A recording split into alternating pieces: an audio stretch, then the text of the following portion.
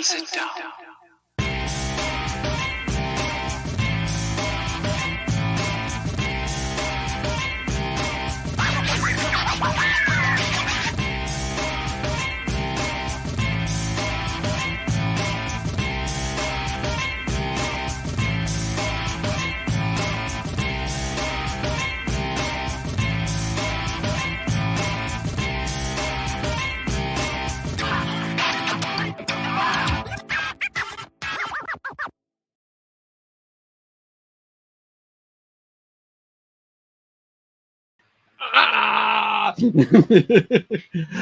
Good morning, good evening, everybody. Welcome to another episode of Build Paint Play. I'm Dave. I'm Jake, and today we are joined by the fabulous Ash Marker. Hey, everybody. Sorry, everybody. My mouse did not want to go all the way to unmute, and then for some reason I thought it was Sunday morning when we had our last. No, we already did that. We already did that, so I said good morning. It was wrong. Sorry. Good morning, everyone. Good morning. Good morning is such a like when I go out walking, I like to go out walking in the morning because it's easier to say morning, morning, Yep. morning, Yep. rather than evening. I figured you would just give everybody a good day. G'day. It's so much easier to walk in Australia because you can use g'day anytime. I feel like you could do it here. I don't think anybody would really hassle you. People will be confused. I don't like to confuse people. Not enough city people say good morning to each other on the street anyway. It would probably be a real stretch to give them a good day. They would think they were on a. Did I wander to a movie set? Like, what's happening right now? I give a lot of sup.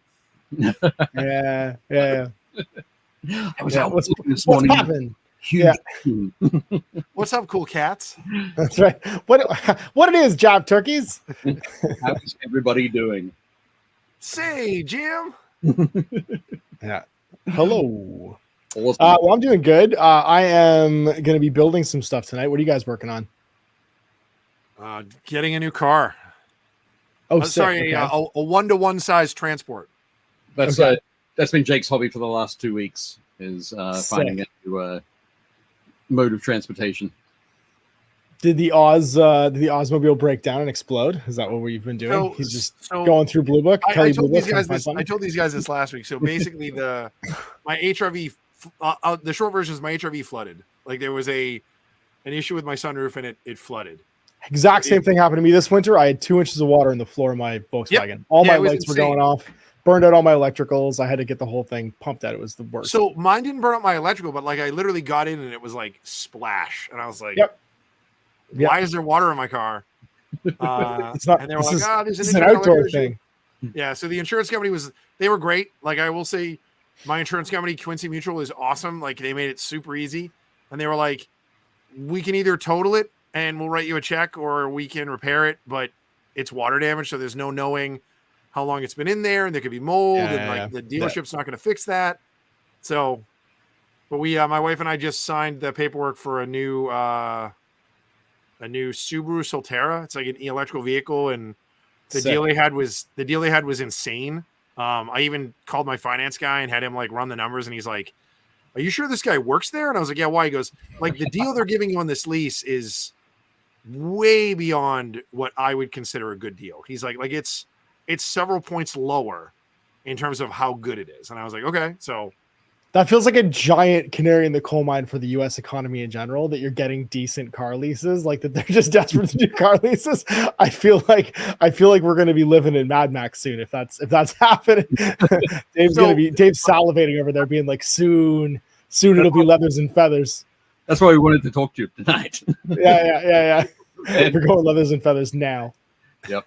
And to jump in and say hi to everybody who's in the chat. We've got Dave Hummel, we've got Scott Radom, we've got Rich Ralph, we've got Luis Sanchez, we have Josh Sawyer, we've got Michael Sibilia, we have Patrick, we have Chris Kemig, we've got Jonathan Palermo is here as well. is a real crossover. Those I recognize a bunch of those names from GMG. That's Yep. fun. That's so funny. We're cross pollinating. Yeah. We are indeed. We are indeed. Scott said, as a top fan, I look forward to Ash's unique Canadian. Yeah, Scott is also Canadian, although he is Albertan, I believe. So we're different time zones. I was going to say, I thought for a second that you're going to say he's Albertan, so that's So he might try and kill me. It's right. We're feuding because we're like, no, yeah, it's true. Yeah, I'm from Ontario. We should technically be enemies. Yeah, anything kind of like west of the middle of Canada, those are just wildlings. Like that's the like north-south divide you guys do with the carpetbagging, we do east-west. It's just east west east because like everybody hates Ontario is pretty much the way it works. And our Texas speaks French. That's just a whole other thing. Excellent. Patrick says there's a bet on DraftKings for how many models Dave has painted this week. Ooh, nice. Oh, I promise you he's over whatever the over-under is. Well, Patrick said he took the over. Nice. Scott said, I thought in Australia people just nod at each other and give a friendly cunt and keep moving it. That's it, yeah. See you next Tuesday, baby. Sometimes. We do that. Jensen said, g'day the blokes, hi from Ottawa. Hey Dave, let's go down the bottle. He said bottle shop. I would have said bottle O and pick up a slab. Yeah, so you can get that. You know what a bottle shop. So Scott says he's from Saskatchewan. Oh, he's from Saskatchewan. I knew he was a prairie boy. I couldn't remember which province. Which is the prairie? They're like the Switzerland of Canada. They're mostly neutral. The Saskatchewan, it's not like Manitoba. Manitoba is like the dirt Saskatchewan, and Saskatchewan's like a neutral buffer in between the West and Ontario, basically. Right. Nice. Yeah, Winnipeg's kind of like the Manitoba's kind of like it's just like a more northern Detroit. Like it's just a very cold, windswept, desolate place. It's just Michigan north. We've got Chris Gorka as well. Chris posted a photo on in our group of him in a store with a GMG T-shirt. Yay! Product placement, baby! Ed Carr has joined us. Hey, Ed. Fantastic. And Grendel NZ in New Zealand. It's just it's everyone versus Auckland. Yep. That's it. Yeah. The tracks. Yeah. Yeah. You're the Toronto, basically, of New Zealand. Yeah. Welcome, Alan. Yeah. Cool.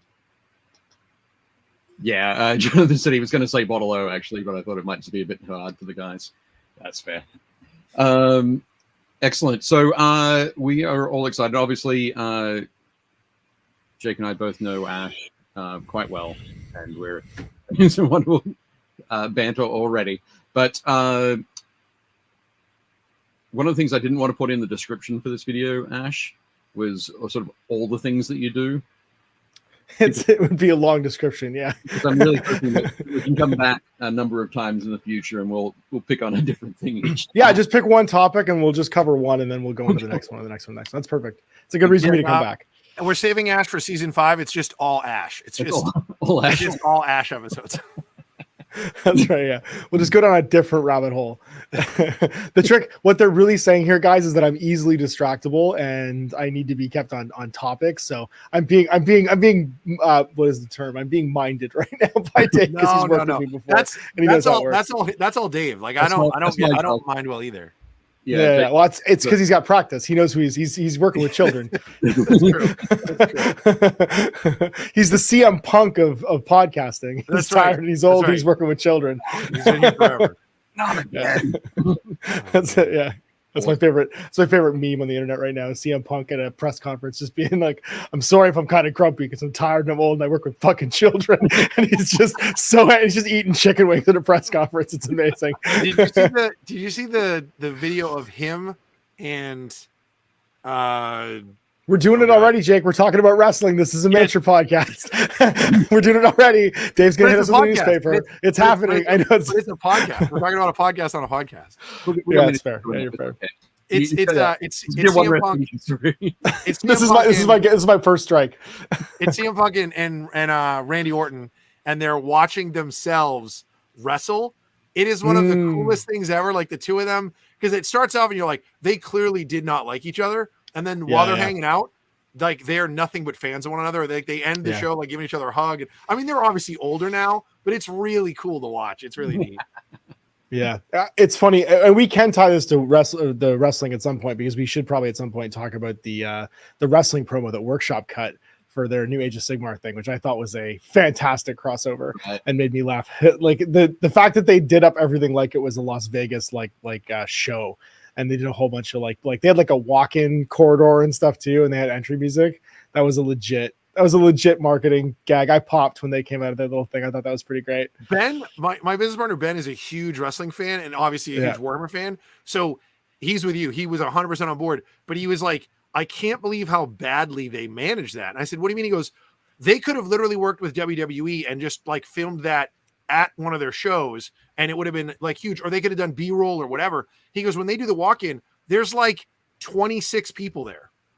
Yeah, he's like, it's just ridiculous. It's like they're both of these guys. They've never done this before, man. It looked like an old ECW show. Like it looked like it was being filmed in like the basement of a church. Backyard wrestling. I loved it. I thought that made it even more legitimate to me. I thought that was wrestling fantastic. shows in Glen Burnie with more people in the audience. Yes, exactly. Yeah. Why didn't they get everybody who was at the event? Like, I don't know. They're probably just nervous that they're working with a different agency. You know what I mean? They've never done it before. Like, I guarantee it was probably all just being conservative. You know what I mean? Like, we'll do this first time, we'll work it out, and then we'll go big if we want to do it later. Because like, you know, anybody throwing their panties at this on live stream, right? Everybody's gonna lose their minds. They've never done this before. Someone's gonna get fired. Like Ben's my business partner's in the chat right now, and he wrote Claudio is also one of the nicest people he's ever met. He said the Twitch team was bunk, production value was super low. I thought it was better because production value was super low. I was very into it. Right. I like honestly, that's what I want from this. I want like I want it to look like people are legitimately just hanging out and learning stuff. If the production value was too high, I would get it would be like the AOS promo. Who was the influencer they had do that AOS promo? It was very scripted. Like she didn't do anything wrong, but she was reading like from like a prepared script of like how to play Age of Sigmar and stuff like that. Or maybe it was Shadespire. They did one with like a big tabletop influence. I don't think it was Felicia Day. It was like somebody like that. I think it was Shadespire. Shadespire. Yeah. And it was great. Like the production value was super high, but it felt like watching a updated version of the Hero Quest ad. You know what I mean? It's like broadsword, like Far of Wrath. Like there's just this over the topness to it. Even there wasn't Warwick Davis dressed as a goblin either, so I wasn't super into it. Like there was like a lot of like there's a lot of like it didn't do anything for me because it wasn't fun. You know what I mean? Like it was too managed and stuff like that. So I kind of like there was a bit of chaos. And it seemed like it was kind of over the top. Like, and the commentators talking over everything was great too. They just needed to get an actual wrestling commentator. That would have been even better if they'd like demoed like one of the like AEW like commentators and had them come in and sit down and just do the actual like live commenting. Because that guy would have like he would have put them both over immediately. Right. The guys in the chat are saying it was Becca Scott. Becca Scott, that's who it was. Can you guys hear me at all? Or yeah, I can hear you, Dave. You're kind of quiet, but yeah, I hear you. Like 3 minutes ago, I was like, "It's Becca Scott." Oh, okay. Also, Jake and I are just going to talk over you this whole time, probably because we're doing a Step Brothers thing right now. There's so much room for activities. The Raptors are out of the fence. Sorry. Yeah, exactly. Awesome. Okay, cool. So, just quickly then, Ash Barker. Been playing miniature games for an incredibly long time. We worked together at Games Workshop. The last 10 and a bit years, you've been doing Guerrilla Miniature Games. Yeah, January 1st, 2015 was when I logged the. So coming up, so 9.5 years now. I'm coming up on it. Coming up on that 10 years. We're going to do something big for the 10 year. That's it. I'm going to pack up and go home. I'm going to sell everything in this building to, I don't know, Miniac or something. See if he wants to move to Canada when the U.S. economy fails. Awesome. So Dave, we were trying to figure this out talking about Ash. Like we were trying to figure out how long we've known each other. And it was really fun. I think it was Adepticon right before the pandemic. I think it was like 2018 or 2019. We're all walking around because we're mutual friends with Brian Steele, another friend of the show. And we were kind of chatting. We're all in the same group. And I introduced myself to Ash. I think I was like, oh, hey, I'm Jake, whatever. We started talking. And then Brian turned around. And he was like, wait, I thought you two know each other. And we were like, why would we know each other? And he was like, you guys are both at GW. And then it was a lot of like, oh, right, but he was in the Canadian market and I was in the American market. Yeah. So I'm sure that we were at some of the same things together. 100%, Like, yeah. It's not like we were ever in the same rooms for stuff, really. It's like saying you're in the Hells Angels. You know what I mean? There's a lot of Hells Angels. right. about the same in terms of like, you know, what they expect from you as well. But yeah, especially in the 90s and early 2000s, it was basically like being in a biker gang. I guess remembers when we met. Yeah. 2001, I think. Yeah, Dave, is when you and I met. Close 25 years ago now, which is a long time. When was that? So 2001, because I was thinking 2003, but anyway. When you so because I think I picked you and a bunch of other guys up from the airport in 01 to go to Games Day. Okay. Because you were at the Blackout Games Day, weren't you? Yeah. Yeah, then that's where we met. We met at the Blackout Games Day. Okay. When there was no power the day before Games Day and everyone was panicking. I was because I came up in like January, February 03. Okay. With Dirty Steve to do a Eye of Terror battle report. That's right. And Ash played in that Eye of Terror battle report. That's right. Yeah. We did a like group basically like build for those hundreds of zombies that we needed for that old Chaos cult. Yeah. And then we had that. Oh, so this French guy who worked in the mail order department named Pierre painted the Defiler the UK sent over, but it was a pre-production. So it was resin and metal. It was before they'd finished tooling the molds. Oh. So they'd cast the green, and the thing was in like this like wonky ass like early Forge World resin and then metal for all the accessories. And it was a fucking nightmare. We broke it like 7 times just like getting it to the game. It just kept falling apart because its arms weighed like 1,000 pounds and then it had these like spindly metal like resin bits and it kept like snapping off and all these pieces kept breaking on it. But that was the Defiler launch. That's right. Because the Defiler just came out for that 3rd edition Eye of Terror campaign. Yep, exactly. Dude, I loved that campaign. That campaign was so much fun. I was going to say hi to Lee in the chat. Lee Hughes is in the UK, so he's up late. So it's great to see Ash on here. Love his channel. Ash's gift to those of us who'd like to see how the YouTube subtitle generator copes with no spaces or commas and 1,000 words. That's it. Yeah. It looks like I'm having it honestly looks like I'm having a stroke if you just read the subtitles. That's amazing. He also says, and this is absolutely true, best channel for finding out about great new games. Small games, indie games, all sorts of games. Absolutely true there. It's funny, I'm doing a local game to Jake this week. There will be a Let's Play and a review for one of your customers' games called Trilaterum. That's going to be on GMG on Saturday. Ben, my business partner, has a bunch of that stuff. Yeah. Yep. Tim. Yep. Tim, that's right. Cool. Awesome. That's great. Excellent. And Patrick says he feels like Josh should, he feels like Ash should have had an intro song. We'll work on it. We'll just sing like dun, dun, dun, dun, dun, dun, dun, dun, dun. It's so funny. The old GMG intro music, which I occasionally break out now for like Throwback Thursday stuff. People would message me sometimes because I had like 3,000 videos with that intro music because I was too lazy to change it. And people like someone would use that same royalty-free musical track in another video, and I would get angry emails being like, "Someone stole your intro music," and I'm like, "Dude, this is just free shit I found on the internet. Like, this is not my intro music. You just heard it 3,500 times, so that's the only reason you think it's mine."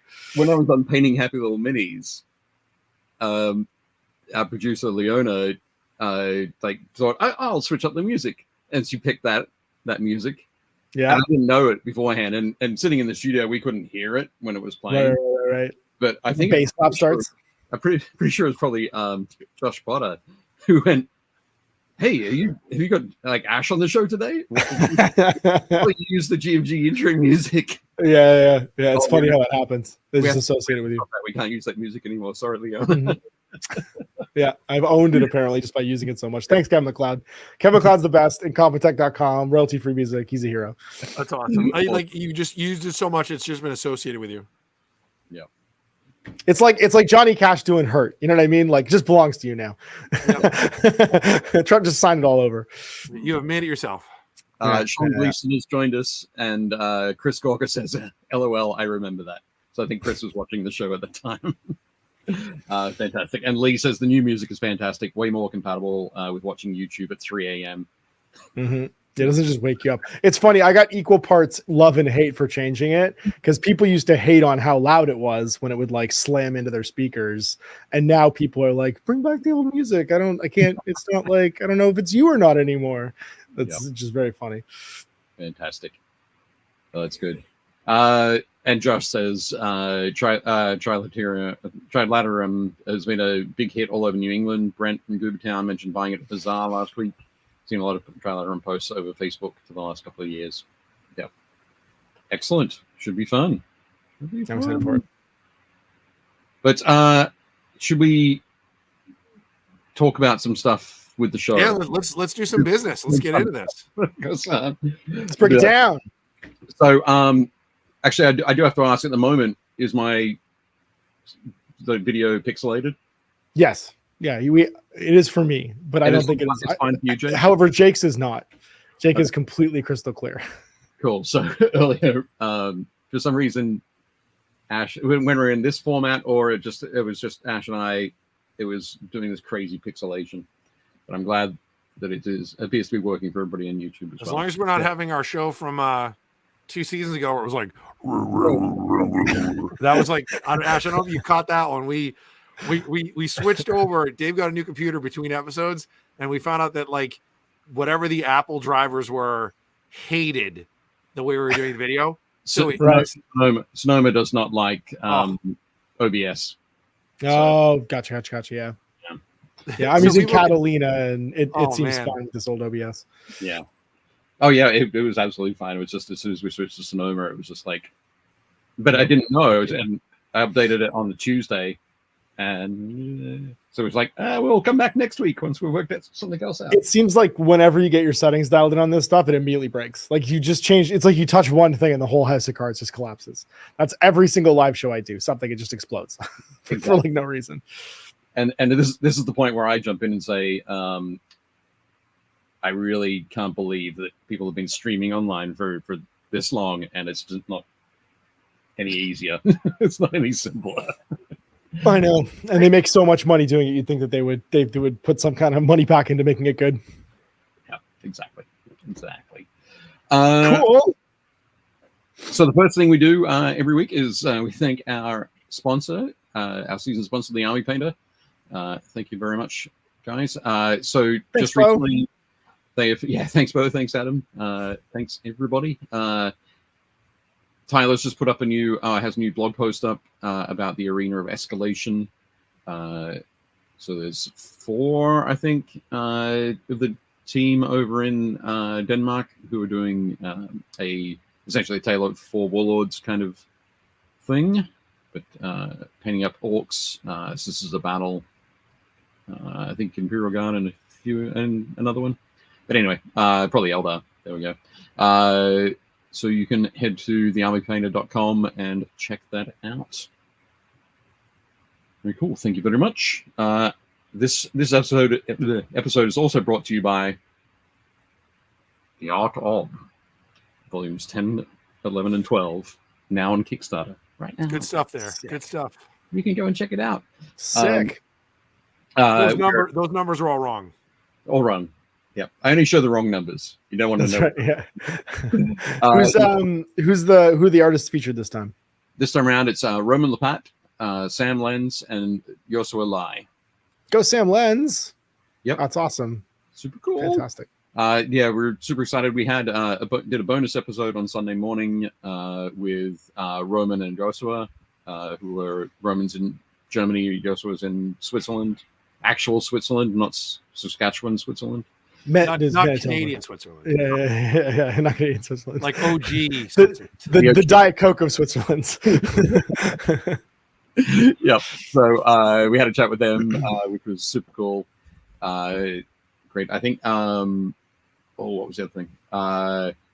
Coming up, there'll be a podcast. I think on Thursday, this podcast released from the Brush Wielders Union, where Roman has a chat with Simon. So that'll be linked on the Kickstarter as well, and I'll share that around on our socials too. So that will be fun. We had Sam on a couple of weeks ago too. So yep, everyone can go and check that out. But no, things are going well. We're at about 800. I think we're about 860 backers at the moment. We're about $72,000. We're about $2,500 away from the next stretch goal, which is getting the slipcase for the 3 books, which will be super cool. And then at 100K, it's weird foot stuff from Dave's Patreon. Sick. No, not at all. it's weird foot stuff from Ash's Patreon. It's all GMG After Dark stuff, which I forgot to ask actually. How Ash can I be on this thing? I don't. Do we get like midweek daytime Ash, or do we get like After Dark Ash? That's my. I didn't actually ask what the ground rules. I'm are. fine with full Ash, but Dave might want business Ash. I don't know. Got it. Okay. I'll save. I'll like 70%, whatever you think that should be. Excellent. Scott said, "Hey Dave, did you ever write a book with a foreword by Ash? Is it still available?" I did not write a book with a foreword by Ash. Not yet. I wrote a book with a spread by Ash. Yep. About painting armies. The whole Hobby Pie. I did the Hobby Pie section. Yep, did the Hobby Pie. Exactly. So at the moment, that book is out of print, sold out on that. I am working on Armies, Legions, and Hordes Volume 2, Electric Boogaloo. And hopefully at that same time, I'll be able to reprint Volume 1. So sick. That'll be cool. But yes, anyway, moving on from my book stuff. What's the next thing? So the next thing is this Friday, I am flying to Milwaukee, and Saturday doing a walkthrough of the Baird Center, which is the new home of Adepticon.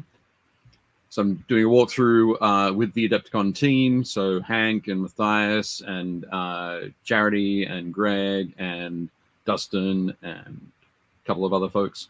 Shelly, I'm assuming.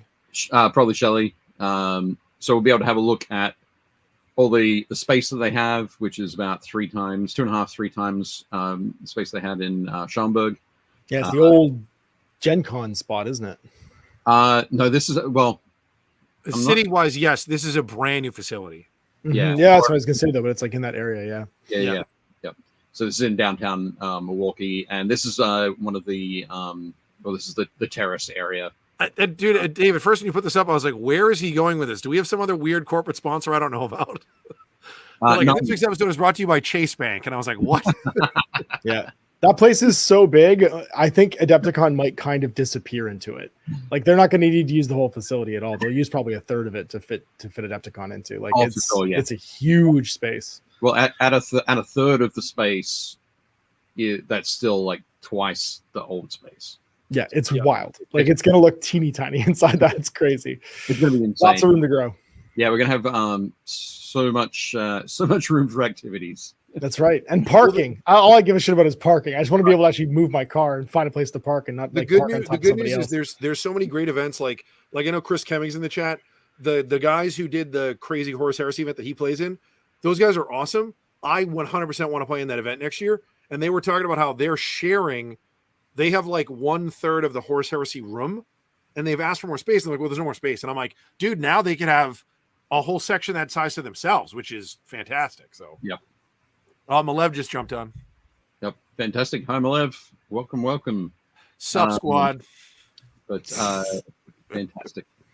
Cool. So, yeah, we've got that. That's happening. And then next Tuesday, we'll have Hank and Matthias on to talk over it all and look at all the footage they take this weekend.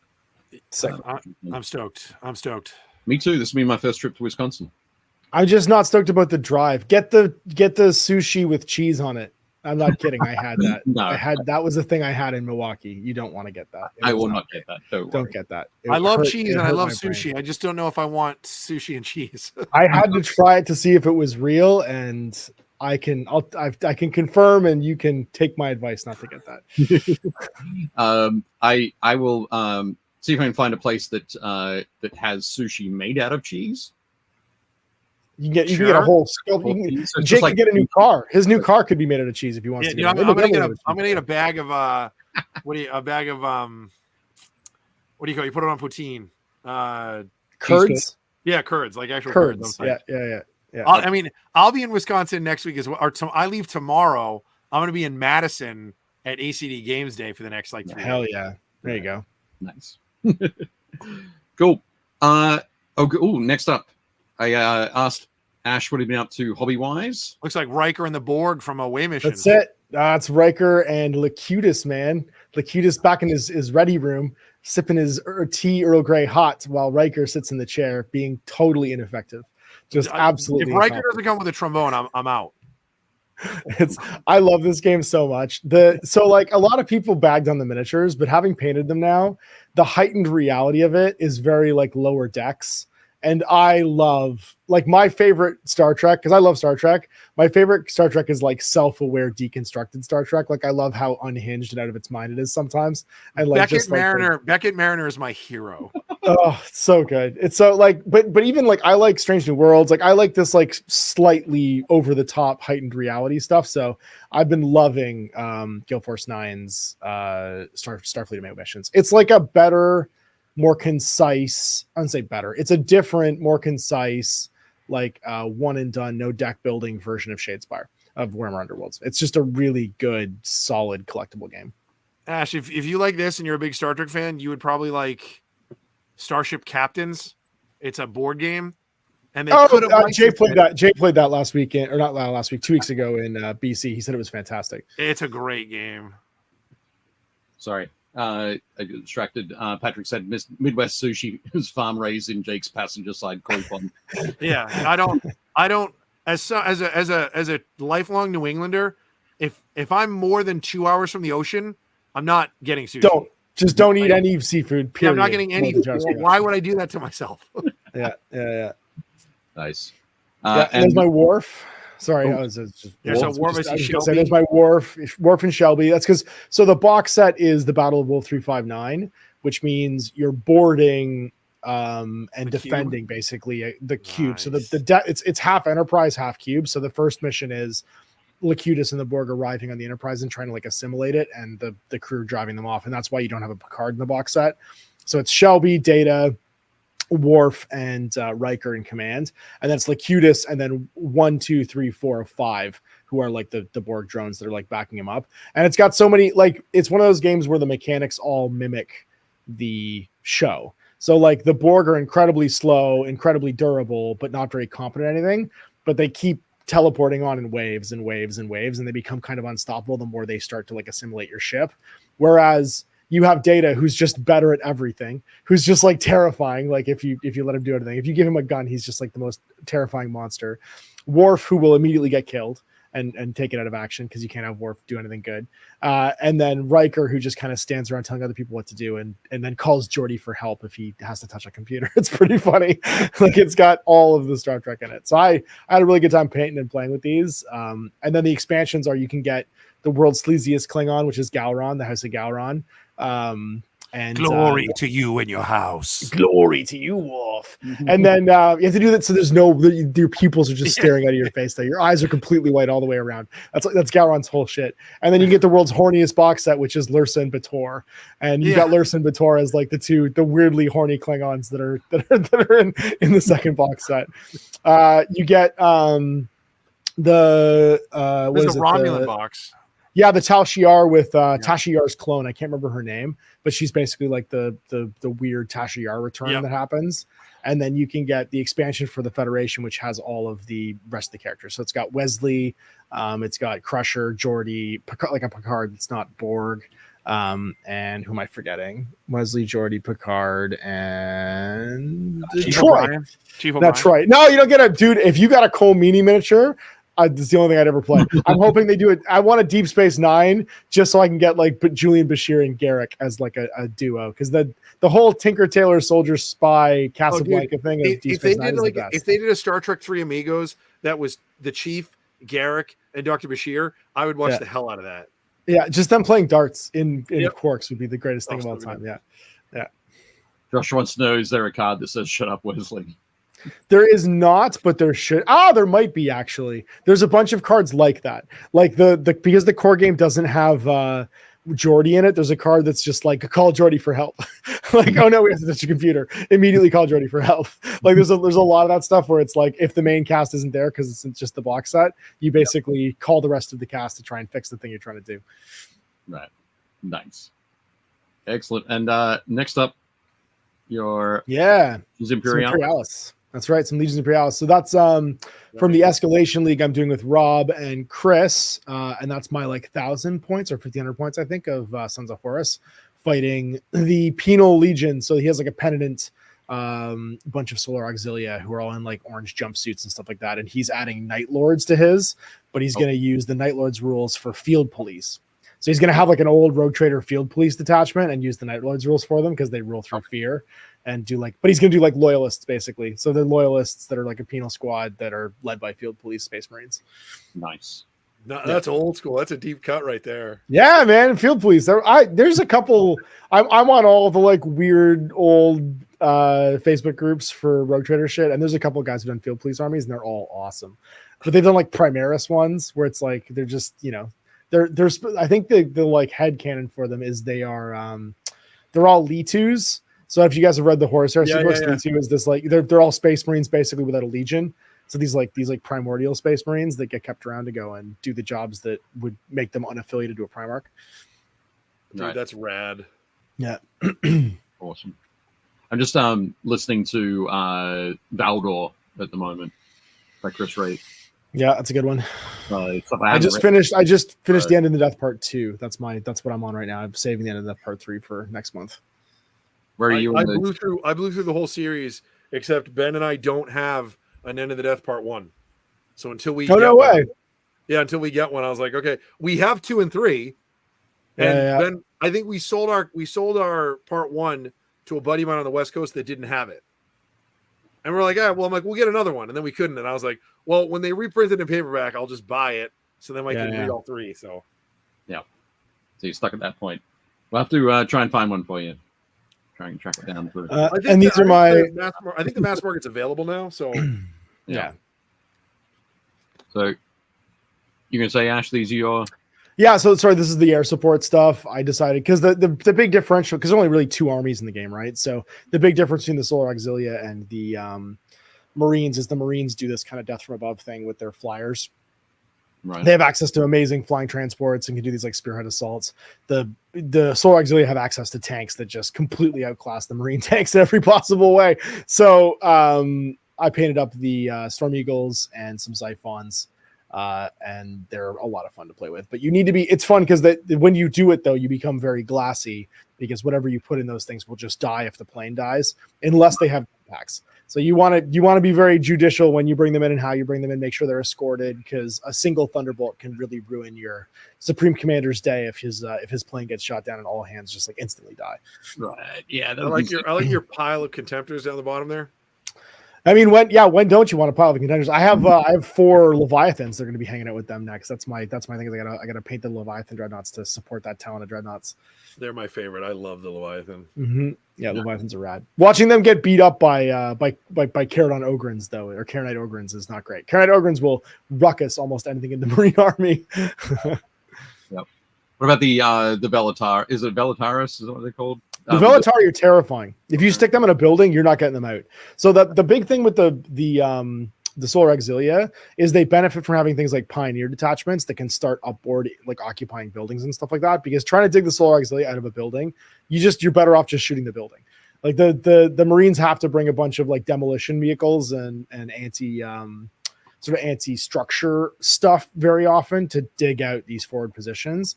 And if you're smart and you put like an objective next to one of these in certain missions, it's impossible to get those guys out. If you try and assault Velatari in a building, I think their CAF goes up to like +4 because they get the building bonus, they get the axe bonus, and they get the close order bonus because they automatically get close order when they're inside. I think it might be +5 because I think they're +1 base. So it gets terrifying really, really fast. Yeah. Awesome. I was talking with Mark Rayleigh about it today, and he was espousing the powerful benefits of the Ogrins and the Axe. Mm-hmm. Yeah, they're a lot. Excellent. Cool. So that's what you've been working on? been painting? Yeah, those are my most recent paint jobs. I'm working on. I've got the new. Big thanks to shout out to Corvus Belly. They sent me the Torchlight Brigade Action Pack. This is the new faction for O12. I think it was pre-released at Adepticon and is out now. And this is like the starter for a brand new sub faction for. You want to show that? Oh, so yeah, there we go. Let's just put it in front of my face. Oh no, the camera's gonna lose its mind if it can't see me. Because I'm using this weird AI camera. And the sort of design aesthetic for them is a lot different from the other O12. They have like big storming shields or like a boarding patrol basically. The Torchlight Brigade's all about like going into enemy spaceships because in the current narrative, the O12 is and then I've got the reinforcement pack for them as well. Oh geez, there we go. Nice. It's in the light. I'll do that. Which is these guys. They're sorry, the glare of the You're good. is on that. Yeah, in the current narrative, basically the big jump gates that the human sphere is revolving around, one of them has completely fallen to the alien invasion that's happening, and the other one is under siege. They're not currently operational. So the O12 Torchlight Brigade is trying to like take back and push back like enemy spaceships and do rescue missions and all kinds of stuff like that. So they're very like aggressive. They bring like melee combat and stuff to the faction that wasn't normally there, and just a bunch of like crazy upgunned like big guys. So a lot of fun. I'm excited to paint them, especially the more like kind of stabby ones with swords and shields. They just look cool. They got a kind of Space Marine vibe to them. Excellent. Josh Sawyer says, such a fun game. I'm sure he's talking about Legion Imperialis. I know he's painted a whole bunch of stuff for that. Yeah, it's a great game. And Chris Gorka says, I'm painting that through the NOCF, the Nova Open Charitable Foundation. So I think he's painting some of those Infinity models. Sweet. Chances are. Cool. Jake, we know your hobby has been looking for a car that isn't wet. Yeah, I mean it's done. Oh, I also picked up. I got the last book in the Caiaphas Cain, so I now have everything Caiaphas Cain. Nice. I quit reading at. Oh shoot! What was he doing?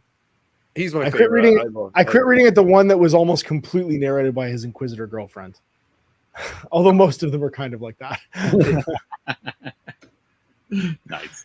Oh, he's such a Mary Sue. I love him. He's like if Bruce Campbell was in 40K. Yeah, I love him. He's my favorite. He's just great. I love that he's like a self-confessed coward, and the Inquisitor is always like, he's actually really good. And then he'll be like, I'm a middling swordsman. I barely survived my life. And she's like, he's one of the best swordsmen in the sector. Like it's always like he thinks he's not good enough, and she's always like, he's actually way better than he thinks he is. I would never tell him that, but he is. Like he's just constantly gaslighting himself to stay alive. Yeah, he's like, don't do it, you suck at this, Yeah. Excellent. I have been painting some more sludge. Surprise. Cool. Yeah, nice. Shout out Sean in Metal King Studio. Yep. Exactly. So having a lot of fun. These are the Arcanists for the Army of Keth. Those are great. So I have no idea what they do on the tabletop. I have 3 of them just in case, which I'm excited about. Also, just quickly, let's swing back out to, I think, this format. Can we do that? There we go. Ooh, a cannon. I have a cannon now. Yep. Nice piece of artillery. So I'm pretty happy with that. Sick. He's got some more work to do on the bases. I'll end up doing all the bases, finishing off all the bases at the same time. So nice. I think the next thing we're going to do, I have 6 more of the scouts, and then I've got 6 more bases of infantry. Maybe another cannon. That'll be enough for playing a bunch of games. Yeah, switching things around. I'll bring some cavalry in after that, after we get an idea of what's going on. Because at the moment I have no idea. No idea. You'll pick it up quick. It's super fun. It's a really good game. It's one of my favorite like mass comedy pseudo historical games I think that I played in the last couple of years. Cool, excellent. The other thing that I painted up this week. So last week we had we gave Jake a bit of a razzing about not using some bright colors that he was sent by the army painter, and we decided I think I might have been the only person who ended up using these colors. Painted a model this week for it.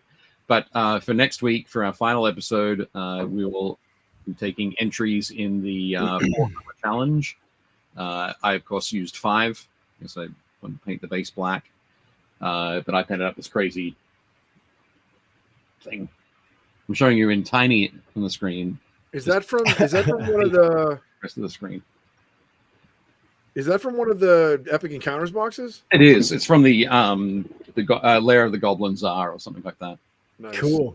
But yeah, and I also use this as the model or this concept for my article for Game Trade Magazine. So it's going to be in the July issue. Nice. Let's see it. Look at Dave multitasking. Oh yeah, you got to fit it all in together. Just fire on all cylinders. No sleep for Dave. No, ever. So that's our hobby. That's our hobby stuff that we've been doing. We hobbied so good, guys. Go team. Dave also says, "Of course you did, Dave." Yes. Oh, and Malev says, "Dave, so you know, field guns are 30 points." Cool. Excellent. I think I'm working to about 300 or 400 points, something like that. So maybe I won't be able to fit one in. Awesome. Okay. Next up. Hey, look at that guy. Yeah, I grabbed a couple of screenshots from the things, but so I'm in his chair right now. He'll be so mad. But now we get into I guess the meat and potatoes of tonight's show. Is it Thunder the Barbarian? Because that's amazing.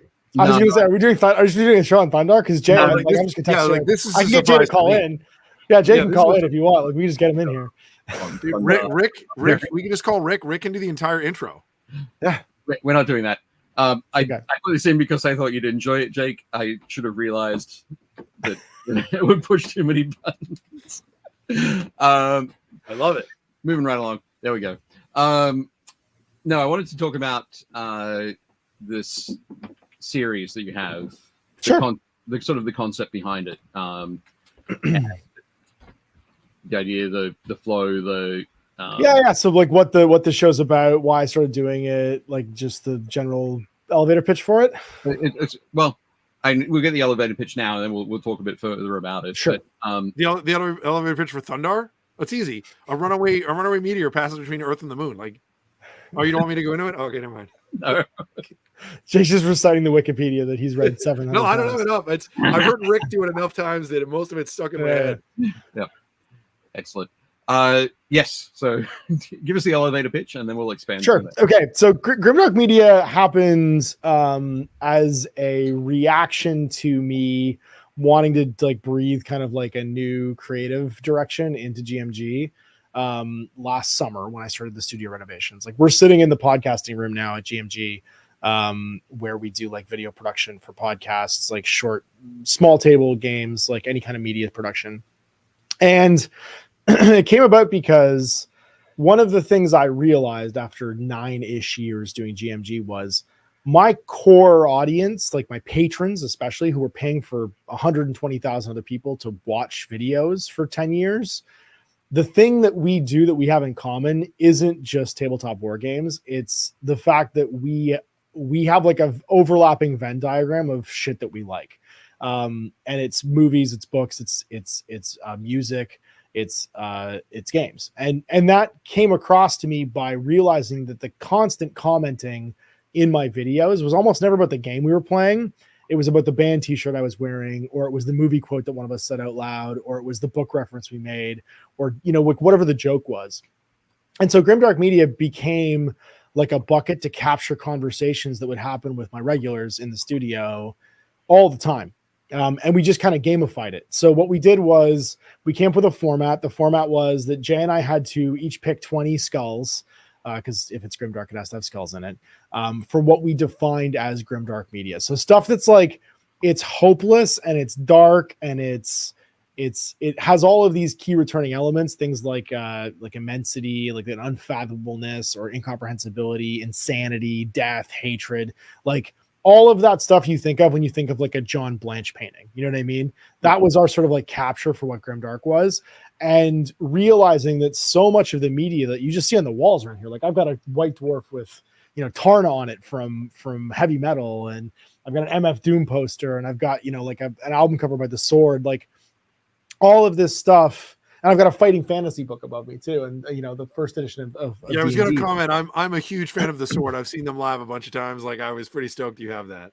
Yeah, I followed. It's funny. They were in high school, I'm pretty sure, during the Earthwalker tour for Clutch, and they opened for Clutch that entire tour.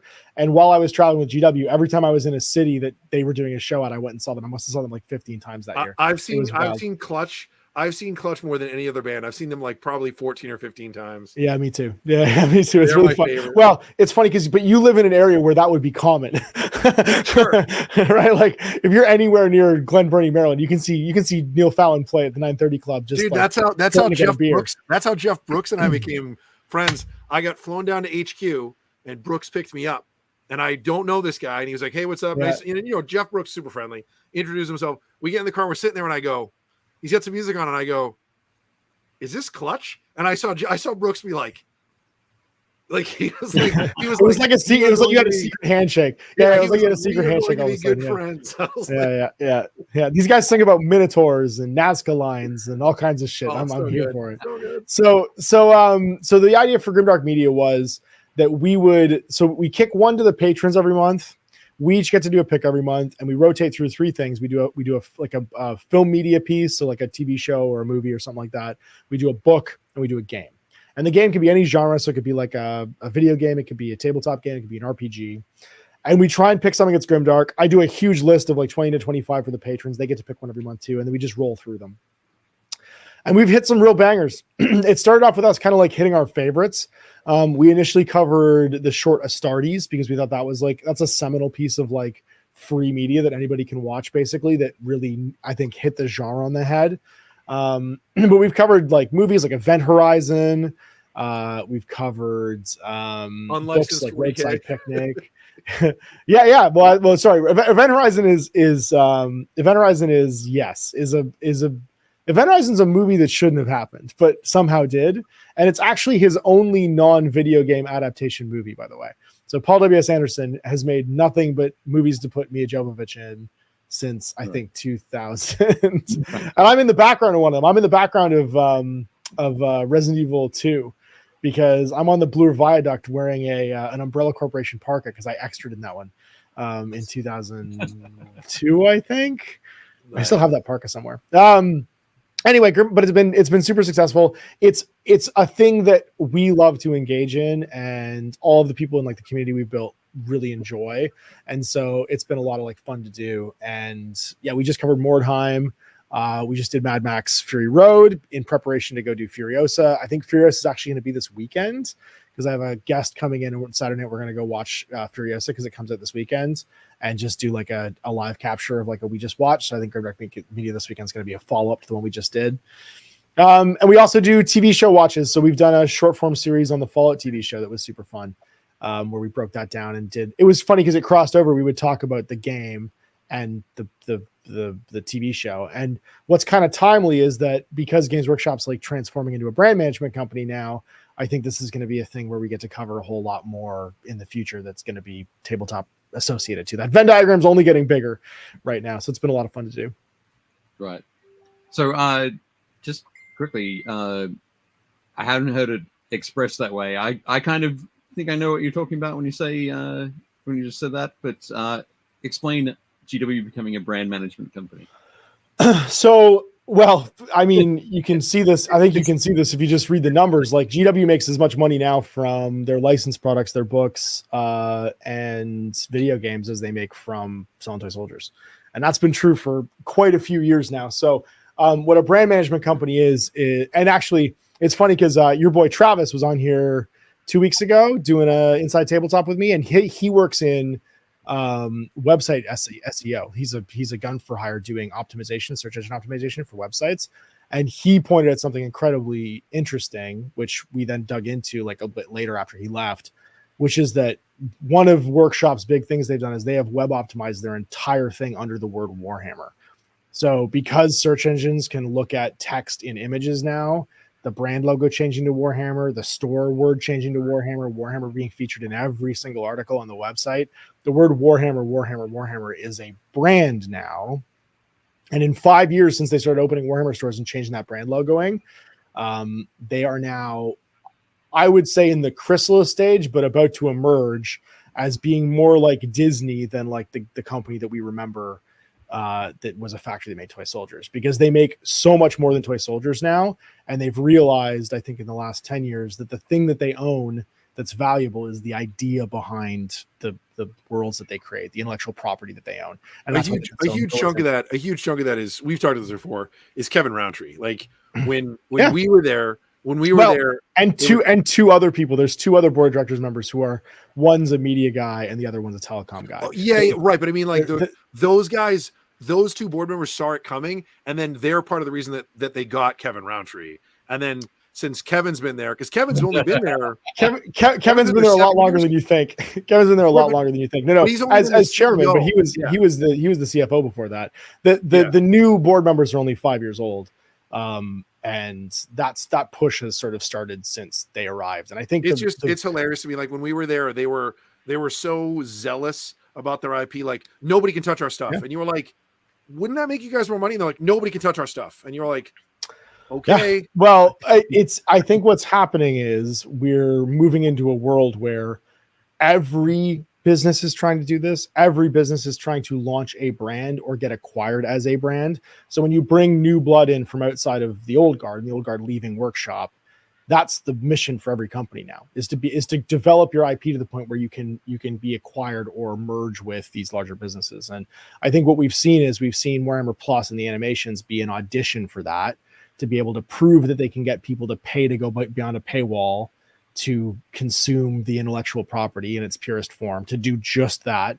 And being able to do that has basically landed them the proof of concept of being able to now work with Amazon Studios and whoever. I'll say it right now, I'll be unsurprised if in the next few years you can't subscribe to Warhammer TV through your Amazon app, the way that you can subscribe to like Shudder or something like that. It'll be a channel you'll be able to subscribe to and get all those animations probably. You choose between Warhammer TV and Hulu or Shudder or like whatever, AMC, like whatever you're oh no, you're not paying for cable anymore, except you're paying 4 times as much as you used to pay for cable to have all these channels. Yeah. I just went and canceled my cable. I was like, I still have cable? I forgot I gotten cable like 4 years ago. I looked at my bill and I was like, why the fuck do I have cable? I have 5 different streaming services. I've been paying for cable twice. Nice. Just quickly, we've got Black Bear Mini Painting has joined us. Crown Command Games is here. Jim Crimmins. He's up late. He's in Japan. Crown Command being here that's a late audience we got going on. Or he's very early. That's early. That's breakfast time. It's early. Okay. Yeah. So definitely cool. Good to have you guys join us. Cool. So thank you for explaining that as far as brand management company. It's just very interesting to think of them, to take that step to think of them as that way.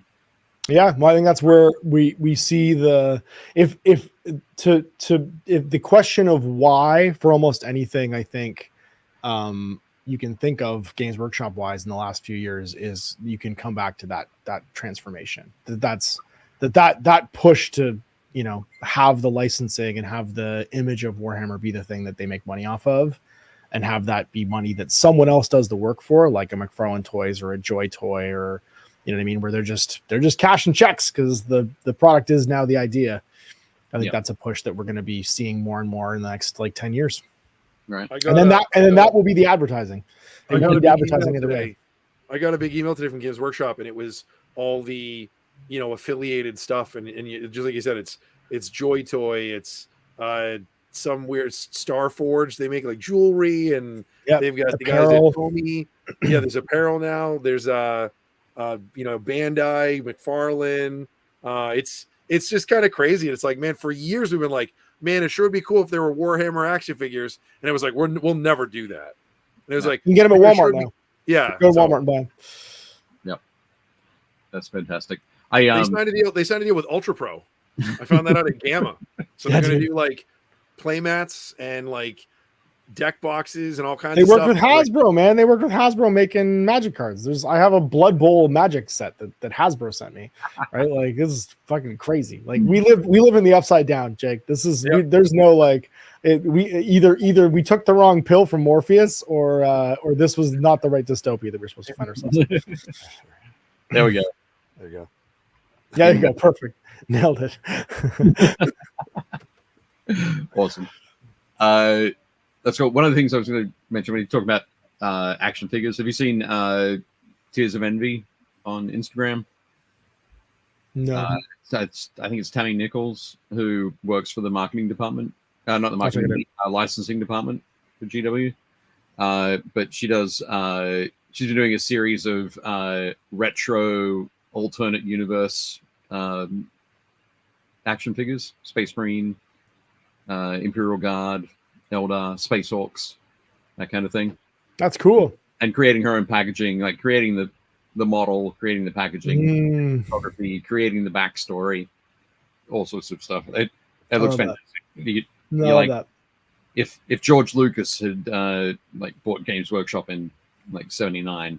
Yeah. What would it look like? That's amazing. That's the purest form of creativity. When you do something just because, and it's like a mental exercise, something like that. I absolutely love those. There's a guy who does alternative like dollar store action figures and stuff like that, where he like creates like these bizarre like GI Joes or just like it's very funny. But then he goes and puts them on a shelf at a Dollarama or at a Dollar Tree or something like that. Takes pictures of them. The obvious plant. Oh my god, it's so great. Yeah, I love them so much. It's really awesome. It's definitely cool. Dan Waters joined us as well. Hi, Dan. Welcome. So yeah, the Grimdark Media. I've watched a couple of the episodes over the time. I love listening to you and Jay talk and sort of work out. I love the ranking system, the sliding scale, what's in your from everything that you've reviewed, where things move around. The Throne of Skulls is our most contentious part. It's the greatest threat to our friendship that I think we've ever faced, because there's some things that we vastly disagree on, and there's some real tension when certain ones come up, like The Last of Us Part 2 or he doesn't know why I've ranked Event Horizon so low. He's still mad at me for putting Event Horizon below 10. I'm pretty sure it's not being in the top 10 is slowly killing him. Yeah, I could tell that. That was definitely good. But last week, I think it was. Yep. Just before I reached out to you, actually, you guys did Mad Max Fury Road. We sure did. And you see favorite movie.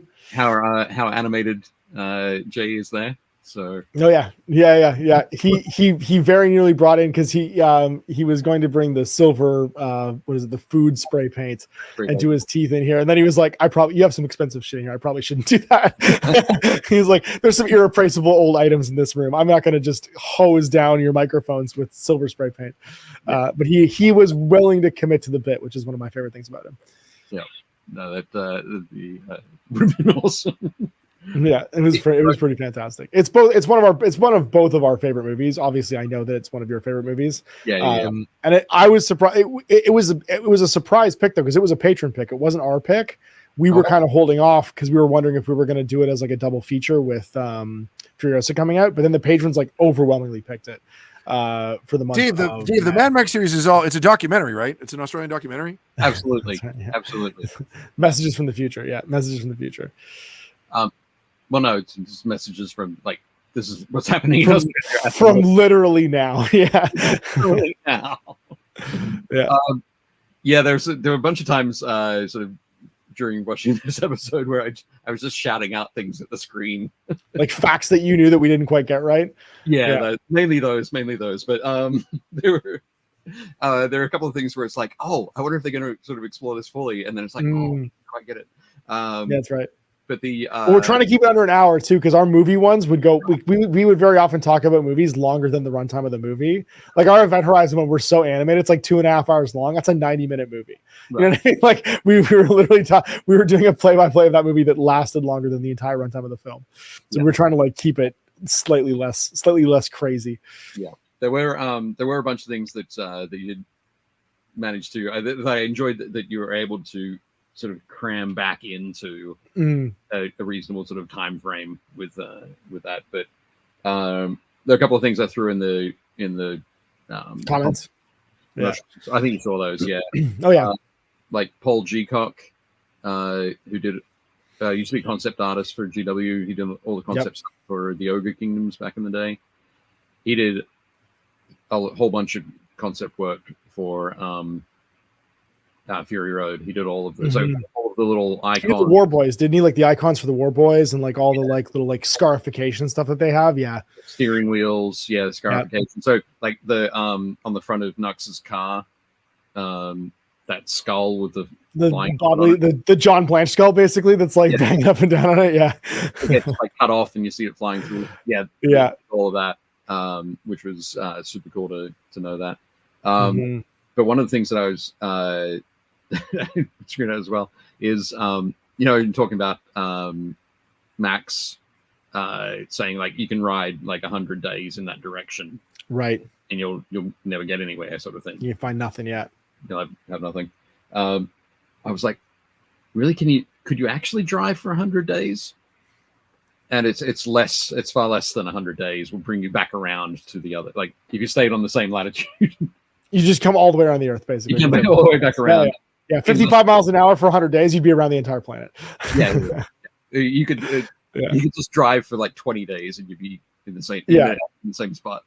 But, boats don't go that fast. I don't know if people know that, but boats are working against a lot of things to try and get across the ocean. If it was just flat, you could just drive. Forever, it'd be flat. But yeah. So when it comes to the Grimdark, though, and the explanation of the Grimdark, how did you guys find Fury Road fitting into that? So I think the big thing for Fury Road, it's funny because Fury Road ostensibly isn't Max's story anymore, right? Max is a quiet protagonist that like witnesses other people's stories, even in the first 3 films. Only in the first one, I think, is it really Max's story. And after that, he is a witness to the continued fall of the apocalypse. So all Mad Max movies to me are about the fact that he can never save himself. He does a little bit of good, but he is constantly broken by the events of the first movie and he's moving through time. And then because in my personal like headcanon, Mad Max Fury Road is not about Max, it's about someone Max saves, becoming another era of Max, basically. And yes, I know that George Miller has said it's not like blah, blah, whatever. It is. Like it obviously is. There's just too much going on here. The fact that the next Max basically plays that out and then has to leave because he's too haunted by things that have gone wrong and things that have gone bad. It probably the death of the people from the oil refinery and Road Warrior, right? The people that he was building a life with that ended up dying, and then he ends up on the move again because everything's falling apart. Fury Road sits in Grimdark for me because entropy is the overriding theme, that nothing is ever getting better. And we replay these stories of like warlords and petty tyrants and cronyism and all this stuff over and over and over again. The cyclical nature of bad human decisions is the overall story of Fury Road, right? It leads to the fall of society. It leads to all of Max's problems. It leads to, the feral kid becoming Max. It leads to all of Furiosa's problems. Like she sees that when the green place is gone and has been replaced by this like irradiated swamp, she becomes broken. And then she goes back to make the best of things. But we don't know what happens after that. Does she become another tyrant? Like, what are they going to drink? Is everyone going to die? Because like the water's no good. They're all drinking mother's milk. Like there's all kinds of bad things out. Like you have to use human filters to clean the water that he's pouring all on top of all the people that are down at the bottom of that mountain, the Citadel. So it firmly sits in Grimdark for me because much like a 40K story, all of the things you're doing to just get another day are leading to more of what's around you crumbling into dust and like falling apart. Right. Yep. I agree with that. I think it's I love the idea. I love the concept that the possibility, and this is what I would like to see going forward, is that all stories, I'd like to see so many more stories of that collapse. Yeah.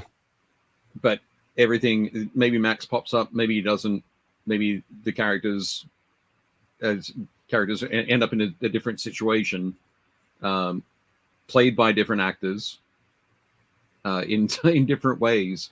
Yeah. That everything that we're seeing isn't so much a documentary, isn't a run through of this is what happened, like a serious narration of actual events. But it's all the myth. It's the storytelling. We do the tell of us all. I think that the joy of interacting with stuff that's dark media like this is it is a safe space to explore uncomfortable truths, right? So the idea that we have a fascination with this stuff is that this stuff exists in real life and we don't confront it very often.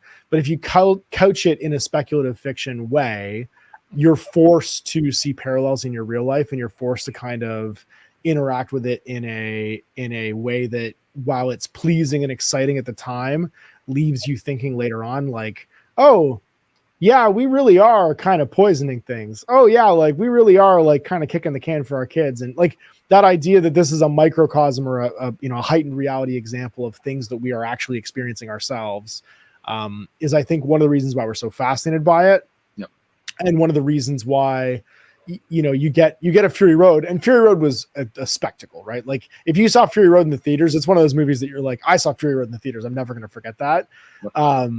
But the thing is that all the storytelling is done without exposition.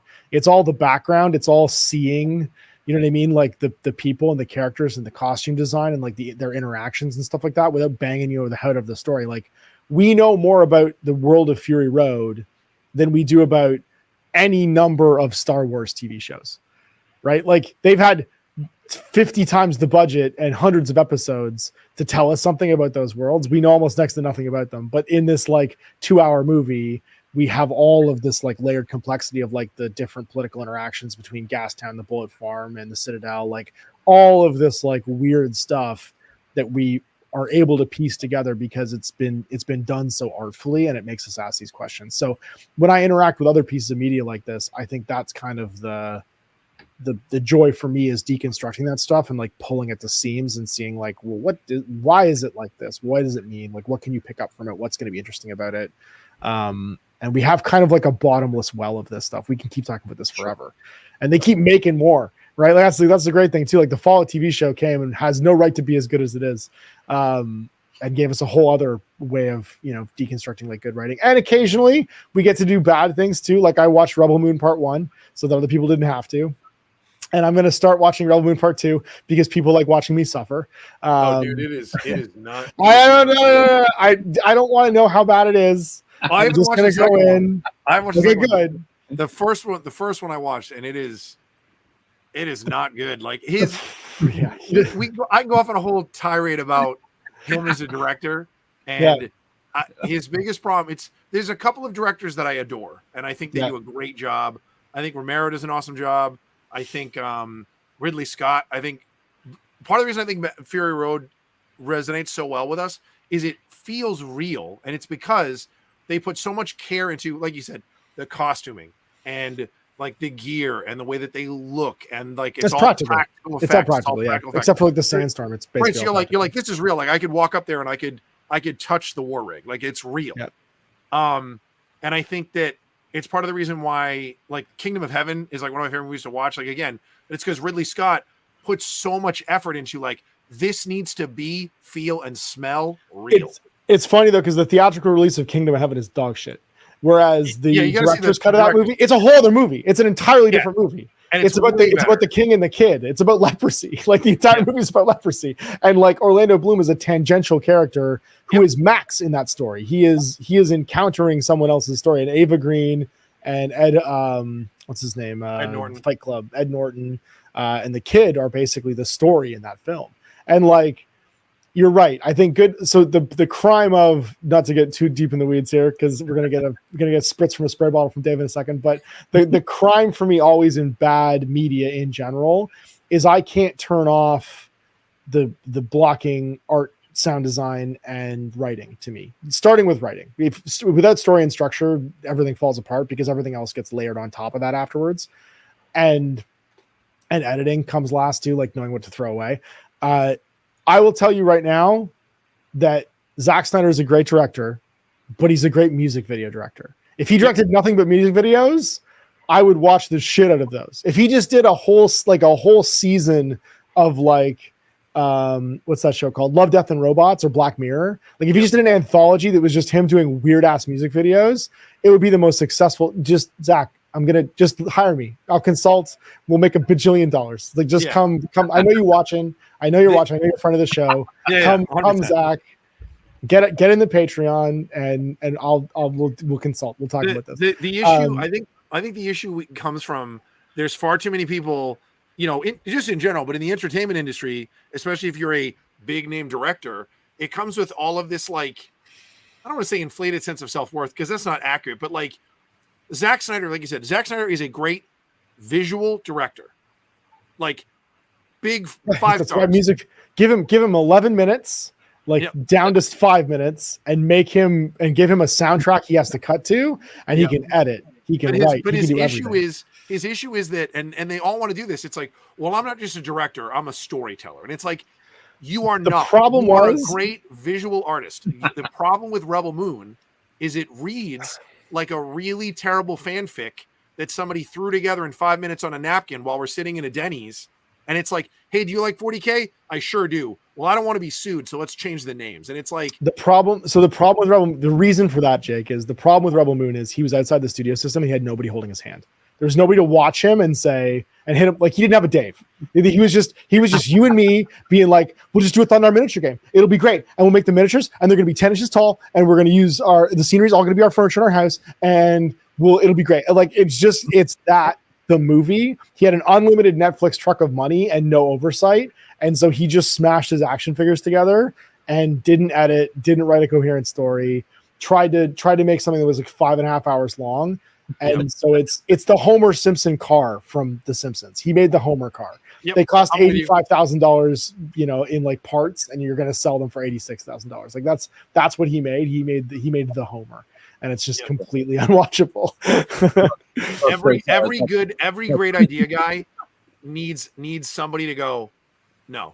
Like you need an editor. You need to have collaborators that can hold your hand and keep you back. Josh said that Zack Snyder needs someone to be a Spielberg to his Lucas and tell him no. Just tell him no. Moving right along from Zack Snyder and Rebel Moon. And Grimdark Media, yeah. So we did do other things too. We just tie back to tabletop. We did Mordheim just recently, which was a lot of fun. It's the 25th anniversary of Mordheim this November, which is a big milestone for me. It was one of my favorite. Before it came out, it was one of my favorite things because I had been lapsing from the hobby in my teenage years. The one thing that kept me connected to it was White Dwarf, and getting a free game in White Dwarf and kit bashing back then. Of course, all of your Dave will vouch for me on this. All of your nerd cred back in like the 90s and early 2000s came from how good you were at converting miniatures. Hell yeah. If you could see potential in parts and make things nobody else had ever seen and make it like passable as like, oh, somebody might have sculpted this, you were a fucking god. That was the whole a sort of like, I guess, way that you fight clubbed at the gaming store. And so that being like a thing you just were asked to do for Battlefleet Gothic and for Mordheim out of White Dwarf was really exciting for me. And I played the shit out of those games. So doing Dan 25 and doing Mordheim as a Grimdark Media was like a big important thing for me for this year, because I thought it was really, really telling that that's kind of their Santa Danista. It's their last punk album. And we move into a very different place with Workshop after that. Like a lot of those people leave very soon after that gets designed. We have Andy Chambers leave right afterwards after trying to write 4th edition, and that all fell apart. Like there's a whole lot of like exodus of the early kind of like collaborators that were all making that book. And yet that book is almost like a perfect example of what people doing like a jam album can do when they get in the room and they all kind of have like a same purpose and same idea. So we were really excited to cover that one for Grimdark Media. Yeah, that's awesome. One thing that I guess you do it either as the book or the movie. Have you guys contemplated, I don't know if it's ever made one of the lists, The Road? Oh yeah, The Road. It's a book and a movie. It's been on both actually, and it's gotten lots of votes from patrons recently. We'll probably do, because people really want me to do a Cormac McCarthy, but the patrons really want me to do Blood Meridian, because Blood Meridian is out of its mind. So we'll probably do The Road as the film, as opposed to doing the book, because I think it's a very good adaptation of the book. The book has some bits and pieces that aren't quite the same, but like everything you want to get out of reading the book, you or the experience of reading the book, you get from the film as well. Like you get it tonally. So I think we'll do Blood you get Viggo Meridian. Mortensen. You do get Viggo Mortensen, yeah. You get Guy Pearce at the end of that movie. You get all kinds of like, you get Guy Pearce. You get Furiosa. She's the wife, right? She's the woman. Sorry, because it's the man, the woman, and the boy. She's the woman, and she's at the very beginning of the film. Like you get a lot of, and Cody Taylor Johnson, I think is his name. The boy, he's an incredible actor. Like he just sells that whole movie. It's a heartbreaking. Oh, and you get what's his name? From The Godfather, the lawyer from The Godfather. He was in the original Handmaid's Tale. What's his name? James Caan? Not Jimmy Caan. The other one. He's there. He's the old man that they meet. If anyone remembers, throw it in the chat. Yeah, throw it in the chat. It's the lawyer from The Godfather. Come on. Oh, shoot. I can't remember. This is going to kill me. I wanted to ask that because I've watched, I haven't read the book. I've watched the movie, and there are times when it's like, oh, you know what I haven't watched in a long time? The Road. I should go and no, I want to be happy. It's like not fast forwarding the first 10 minutes of Up, but for 2 hours. Scott Ben said Robert Duvall. It's just like Robert Duvall. Thank you, Jesus Christ. I don't know why I couldn't get Robert Duvall. Yeah, it's like if you need to have a cry, watch The Road. You know what I mean? Like it's like the way the world's getting me down. I feel like I need to have a cry. I'm just gonna put the first like 20 minutes of The Road on. So if you like Mad Max, how about Book of Eli? We did Book of Eli. We already covered Book of Eli. Book of Eli is great. It's so the reason we did Book of Eli is that I don't think anyone's gonna let us do, and it'll take us a while to get to A Canticle for Leibowitz. But A Canticle for Leibowitz is what Book of Eli is loosely based on. And the guy that wrote Book of Eli wrote Menace to Society. Like it's the same writer. So like the adaptation of A Canticle for Leibowitz into that is like a very cool like modernization of a very old story about people maintaining knowledge for the sake of maintaining knowledge. I'd also like to do The Postman, but we'll probably do the book instead of the movie, because the movie is a fine movie. I actually quite like the movie, but it's nothing like the book at all. The book is incredibly different. The book has like an AI in it that's like leading a society, like an almost like techno magi society. It has fucking space marines in it at the end. Like there's these like augment soldiers that all go to war with each other. The book is the difference between Starship Troopers the movie and Starship Troopers the book, if that makes sense. Except Starship Troopers the movie is Paul Verhoeven at his greatest, I would say, like just like taking themes and mishmashing it. But like if you've read Starship Troopers, you're like, no, they're literally space marines in this book. Like they're wearing ape suits and they're launching mini nukes at people and they're able to jump like miles at a time. There's all kinds of shit in but there's all kinds of shit in that movie that's complete that is fantastic, and we'll definitely cover Starship Troopers at some point as well. It's satire, by the way. It's not supposed to be real life. It's just satire. Are you telling me that in The Postman, the book, Tom Petty doesn't appear? Hey man, no man. So that is in the book. It's not Tom Petty though. He has a moment because the book's actually by David Brin's actually really well written. I read the book in university. Weirdly, I read the book in a science fiction and fantasy literature course long before the movie got made, and it's one of my favorite books. I read it every 2 or 3 years. Okay. It has a weird. I read it for what was the course I took at U of T? I think it was feminism in science fiction and fantasy, and it's a feminist book about, weirdly from the POV of a man, because it was written in like the 60s or 70s, but it's it has like a moment where he encounters someone and he realizes like, didn't you used to be like, they do the same thing that they do in the movie where they never say it's Tom Petty, but they just go, didn't you used to be? And he's like, yeah, I used to be. And they kind of like just kind of nod and move on, you know what I mean? Because it's the world's destroyed, it doesn't matter anymore. But yeah. But it doesn't, he's a lot more Caiaphas Cain in the book. He's a reluctant hero. He's a snake oil salesman that's like traded his way into where he ends up, and he doesn't want to be a leader, but he kind of reluctantly becomes this like savior figure for this whole. It's not the world, kind of like it is in the movie. It's just the whatchamacallit valley in Washington. Shoot, what's it called? Anyway, it's a very famous, or it's Oregon, sorry, it's a very famous Oregon Valley, the Willamette Valley in Oregon. It's just he's basically saving the Willamette from raiders from down south. It has a very dim view of militias and survivalists. That book does. Cool thing. So at 8:25, I think we're going to take a quick have a quick discussion. Yeah, baby. Furiosa. I'm so friggin' excited for this movie. So, what are you most excited about? Okay, so the thing is that this film is going to explain all the things we pieced together from Fury Road. Like, you're going to get the backstory of the Green Place. You're going to see the rise of Immortan Joe and why does Furiosa end up being one of his imperators. I think this is going to be a grimdark tale from the point of view of everyone with good intentions can end up creating horrible results. I think that's my guess is, if the plotline of the story is going to hold true, and it kind of has to end at the beginning where Fury Road picks up, is we're going to see what Furiosa's good intentions lead her to do and become for the sake of either revenge or getting back to her family. And I love that the trajectory of that story is going to be, I think, equally dark, because it just can't not be. She's a monster at the beginning, right? Like, we know that she has these like sort of savior complex aspirations when she saves the brides and steals the war rig, but she became an imperator for Immortan Joe. Like, he is the tyrant that is ruling this area by controlling the only thing that anyone can live off of, which is mother's milk. So, like, something happens and we're going to see what the emergent story for that is. This feels like it's going to be the Horus heresy of Fury Road, right? Okay. Where we get to go and see it. We get to see how it all happened and how it all came together. And I'm so excited to see a young version of Immortan Joe, because I've seen that. I mean, we've seen snips of him in the trailers and it looks amazing.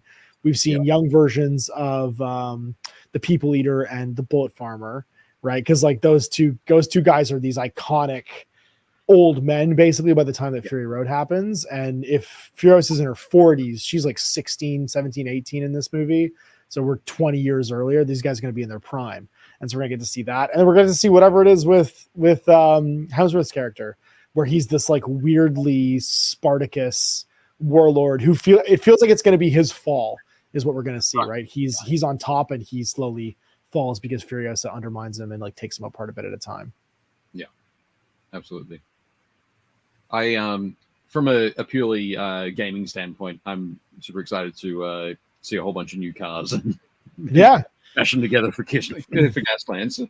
That's it, absolutely. Yeah, we're gonna make more Gaslands cars. We got to get there early and figure out what they're based on, though, because all the Walmart's gonna be cleaned out of whatever that model of car is very quickly. I'm sure that's happening as we speak. But... Yeah, as we speak. Yeah, some more astute car fans will already have identified everything that's in the trailers. Yeah. Well, if they built all in Australia again, it's going to be there'll be a fairly limited sort of pool of cars. Yeah, there's well, I was going to say the like Ben-Hur motorcycle chariot. I want to build that. That thing is so cool. Where he's got like his weird like chariot that he's like riding with. I don't know how is he steering it with chains? Like, I'm not sure how he's steering those motorcycles. But that thing is incredible. That So that chariot, or that approach, the chariot pulled by motorcycles, that was done in the 20s or 30s in Australia, in Sydney. Like they used to race. They used to race them. Of course it was. It was probably like Royal Enfields or something that were left there during like the First World War, and they just got a bunch of them and put them back together. There's my favorite thing on YouTube for like 2 years was watching Australians fix bush cars. I don't know if you know what a bush car is, Jake. A bush car is exactly what it sounds like. It's an abandoned vehicle somewhere in the outback that a bunch of drunks discover, and with nothing but what's lying around, they have to get it to move. It's the most incredible. Like, you're like, how could this thing possibly start?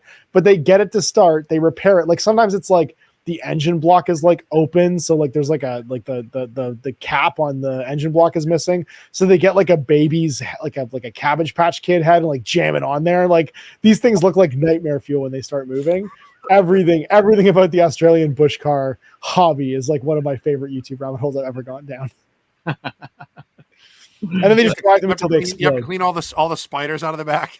No, well, I mean, sometimes there's not even seats. Like one guy, I remember he like the seats were gone, so he found like a broken stroller in a pile of trash and just like put the stroller in where the seat should be and was sitting in like a baby carriage basically while he was driving. It's incredible. Like I can't just everyone in the chat go watch Australian bush car, like retrieval or some. I don't know what the actual search term is going to be. If you just want to watch like incredibly competent drunks fix cars, it is a worthwhile rabbit hole.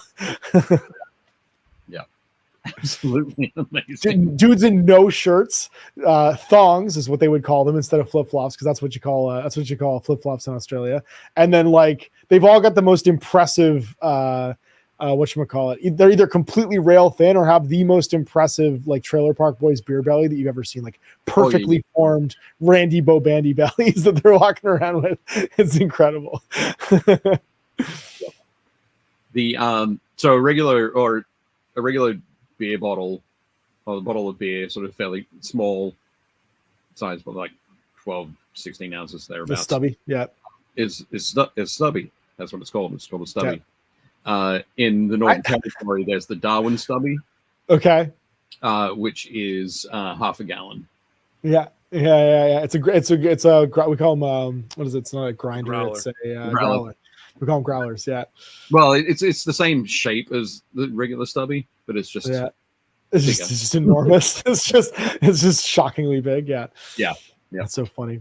It's the growler's got the hoop there, so you can hold it over your shoulder while you drink it. Yeah. But no, all good. Jake, what are you most excited for Furiosa? I don't know. I think the big thing is I want to see where they're going to go in the dynamic between Joe and Furiosa. And like you said, I also don't know.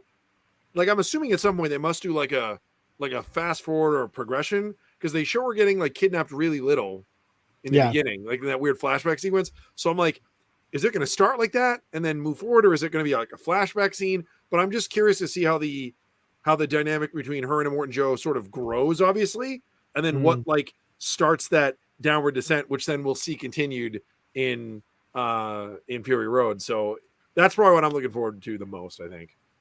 I think we're gonna see. I think they'll probably they'll Bruce Campbell it. They'll Army of Darkness it. My name is Furiosa, and I am a slave. You know what I mean? Like it'll start with, and then they'll do like a montage of like how she got there or something like that. That's my bet is the Army of Darkness that shit, and have her start off like in stocks walking behind Eric the Red. I'm here for it. Yeah. Awesome. Cool. So we've hit 8:30, and that's usually the time we jump in to have a look at the minis from our Facebook community, BuildPaintPlay community page. So Ash, you ready to have a look through and so excited. Let's do it. Celebrate these awesome minis. I'm gonna hype it up. Fantastic. Something's going crazy on my phone. We're gonna get some crazy weather. Okay, here we go. So first up, we have Adam Weller. Badass. A little shading on that. Adam's another Aussie. So, but Adam's been doing some spectacular work over the last several years, but been posting in the group for the last 6 months or so. That beard, the light in the dark on that beard is immaculate. That's really well done. His volumes have been amazing, but this one's a little bit different to his usual style. So I think he's trying to push. It's got a 90s vibe to it. There's kind of a 90s like Heartbreaker Minis, Mutant Chronicles kind of thing to the shading, like the bright edges. I love it. It's very maybe it's going to be like fashion and like 90s highlighting is going to come back. I'd be up for that. I think that'd be cool as hell. The red period will make a resurgence. That's it. Yeah. No, Ninja Bread is single-handedly trying to keep the 90s alive in miniature painting, and I'm here for it. Joe Borowski has joined us in the chat. Joe Bro, a little bit early. Death Ray Designs. Shout out to Death Ray Designs. Exactly. He said the beard and the book are great. Absolutely. And Josh from Grounded Command said that's brilliant. Absolutely. Fantastic. Excellent work there, Adam. Thank you. Next up, we've got Amos, ET Web, posted his towel. He's been working on a very sort of gritty, dirty towel. Like grounded. Yeah, like a grounded kind of paint job. Yeah. I like the pointing hand on the crisis suit. Yeah. I like the base. It's hard to make the like airborne suits like blend, you know what I mean? Because they have those big sort of like flying stands they're sitting on, but a nice bit of basing like that makes you forget that thing's on a flying stand. It's really well done. Yeah. I like that the hand kind of looks like he's just pointing in front of him, like, here, now. Mm-hmm. Go. I'm gonna land on that guy. That's right, yeah. That must be the best feeling in the world. I every now and again I'll just YouTube the fight scene at the end of District 9 to imagine what crisis suits look like, and I love that bit. That Neil Blanc campiness to the Tau that they've kind of inserted back in, where it has that kind of like near future look to it. I'm here for it. It looks really good, and that paint job really sells it too. Yeah, excellent. Yeah, I like the Tau with a little bit of wear. Mm-hmm. Yeah, that military kind of style painting looks really good. Good job. Yep, excellent. Bing Lee. Bing Lee, my boy Bing. Oh man, shout out to Bing in California. Yep, Bing's been super excited about Guild Ball coming back. Guild Ball, he stand for Guild Ball big time when it was out before. So I've been seeing him post all that stuff actually. Yeah, this is great. So he painted this up. He took this to an event this past weekend. Went 3-1. So super cool. But yeah, it's nice to see them all together. We've been seeing them in dribs and drabs over the last few weeks. Yeah, so just like post individual paint jobs. Yeah, I've been seeing them too. But yeah, looking fantastic, Bing.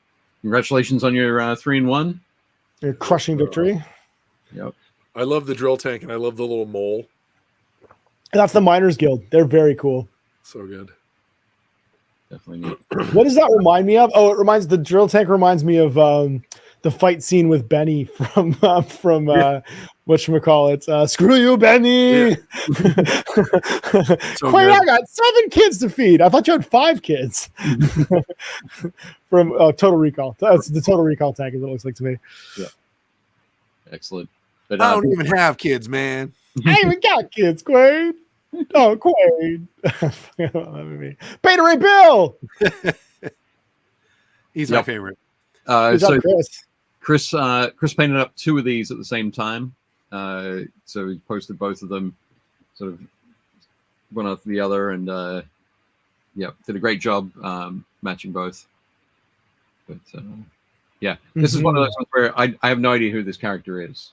So you see his face actually on the tower in Thor Ragnarok. Okay. As you go by, he's a past champion and a past Thor. He's one of the different Thors. There's a bunch of different alternate universe Thors, and a lot of them end up on Jakar. He's the first alternate Thor. Yeah, that's right. Yeah, and then there's Throg, which is a frog version of Thor. There's like a bajillion different Thors basically that are all worthies. But Beta Ray Bill is one of the like alien ones. He's not Asgardian, so he's like a non-Asgardian Thor, I'm pretty sure. That gets chosen by the Hammer and becomes Thor. And you actually see an homage to him in Thor Ragnarok because he's on the tower in Jakar. Yeah, excellent. Thank you for that. But it looks great, Chris. Looks really nice. I love the just the hint of the sort of the purple magenta there in the lightning. It's smooth. It's got like a real smoothness to it. Yeah, well done. And Chris also posted a Ballistus Dreadnought for his Dark Angels. Mr. Skinny Legs. I love the way he does his green. He stops just shy of it being mint. Yep. Like he shades it all the way up, and then he stops just before that. So you're like, it's still a true green. It's not like mint green. He stops just before it. So it's a little bit chalky as opposed to going to that like hard edge highlight. Yeah, it looks good. Yeah. No, it looks fantastic. Nice panel modulations there. Excellent work, Chris. Good job, Chris Gorka. Yep. Pick it up. Awesome. Oh, sorry, that was from last week. I must have forgotten to remove that slide. That's amazing. So this is from Sulin Lu. Wow. Just wow. That's all I'm gonna say. Just wow. Amazing. Yeah, I love everything about this.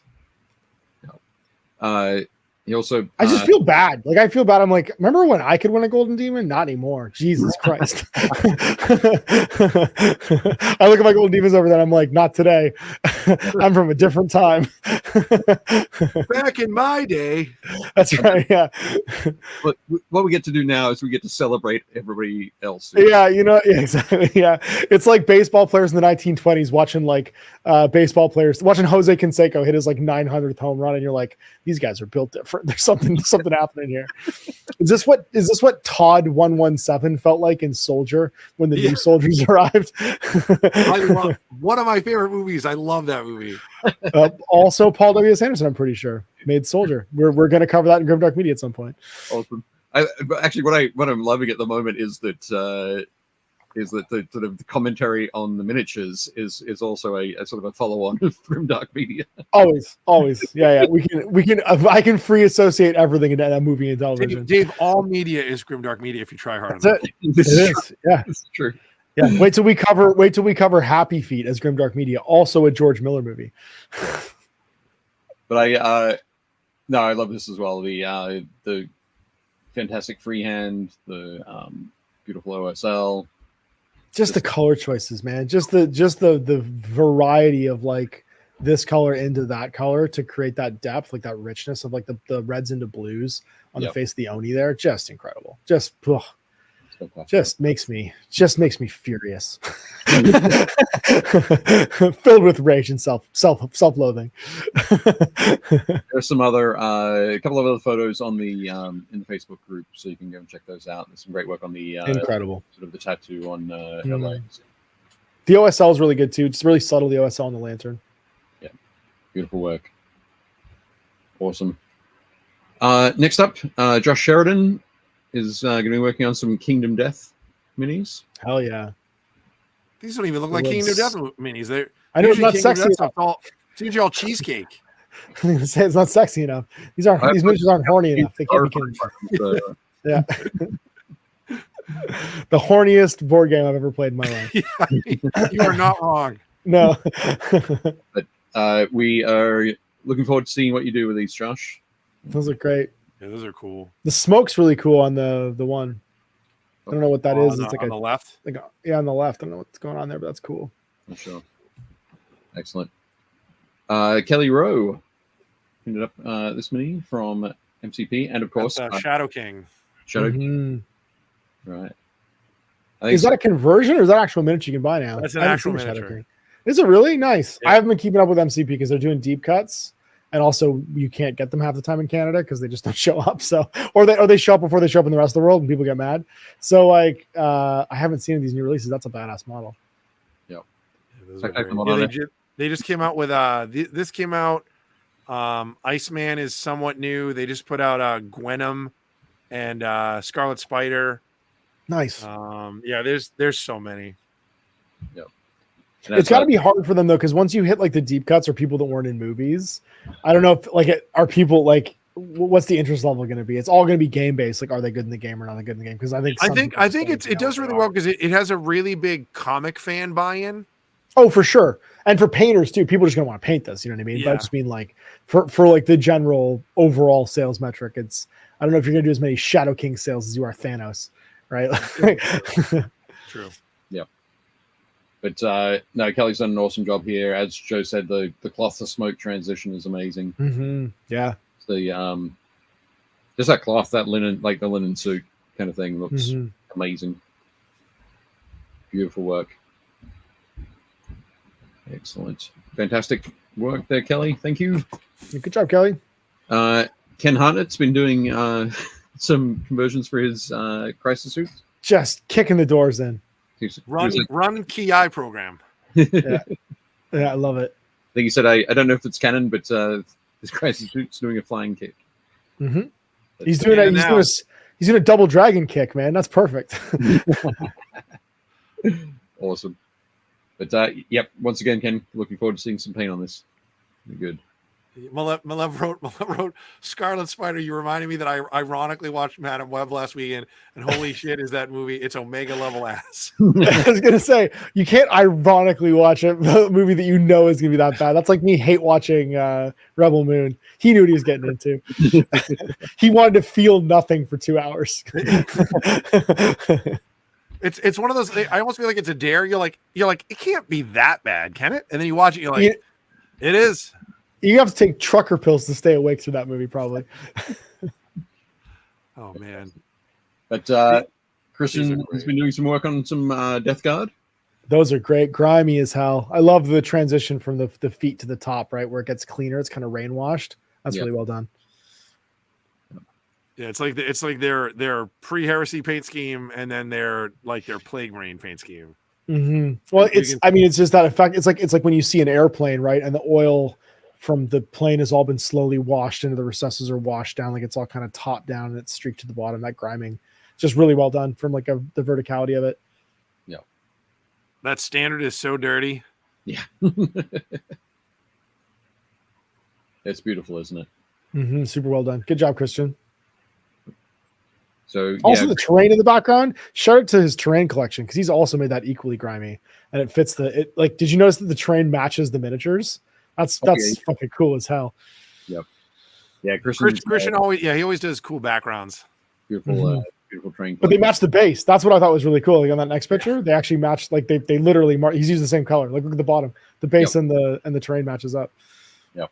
That's good detail. Beautiful there.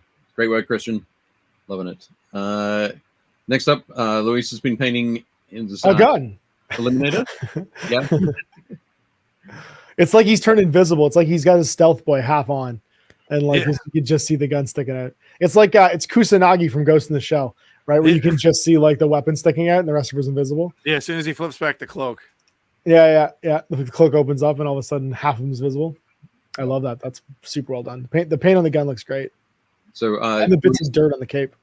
Luis started.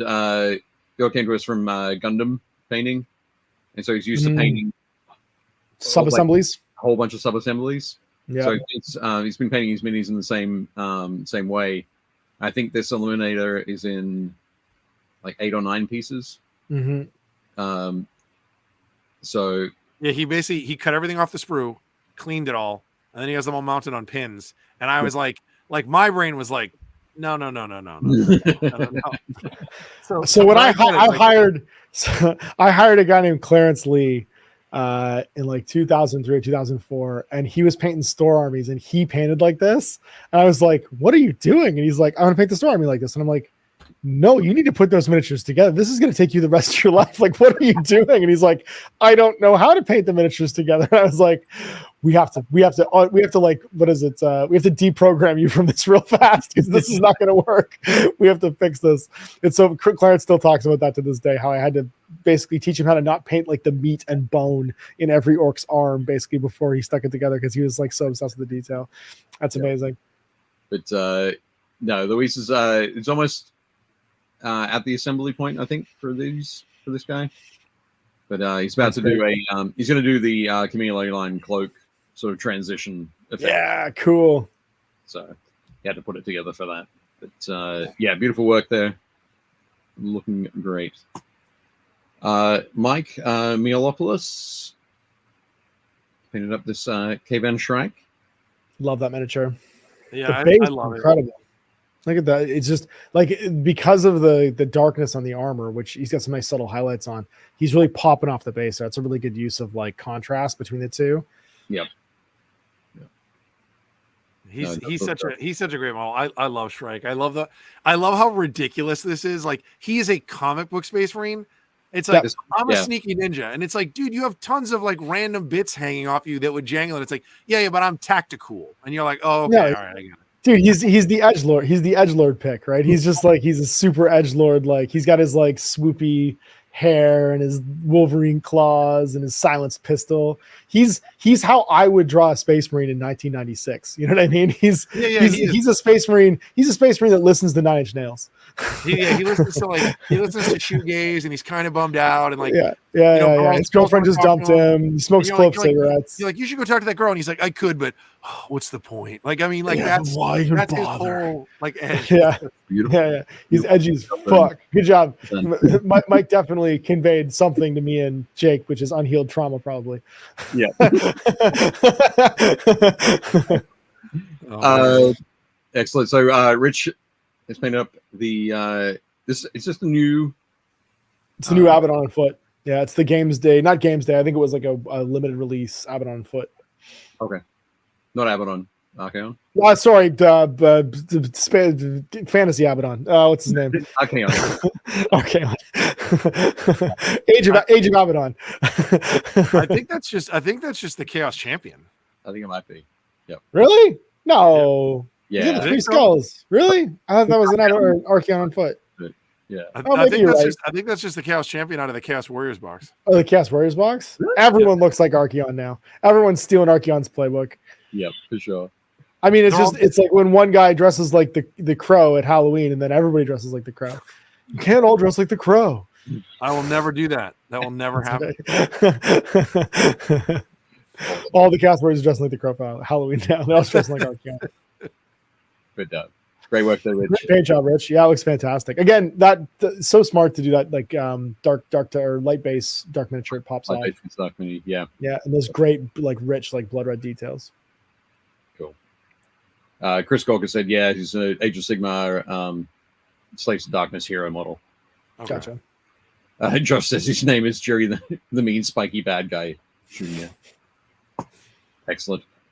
Scott has chosen these colors as his 4-color challenge. Oh, Scott is an incredible painter. First of all, his paint jobs make me sad because he's roughly the same age as me. So if he can paint that way, I should be able to. I'm just too lazy now. I could, I just don't want to, is what I'm going to say. That's an insane.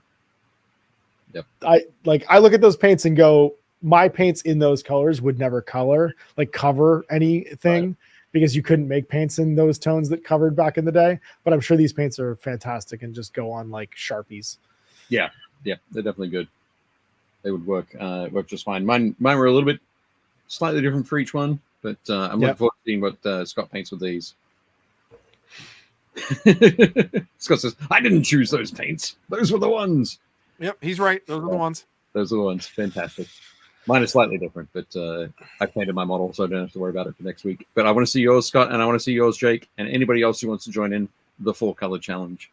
Hell yeah. Let us see what you can do.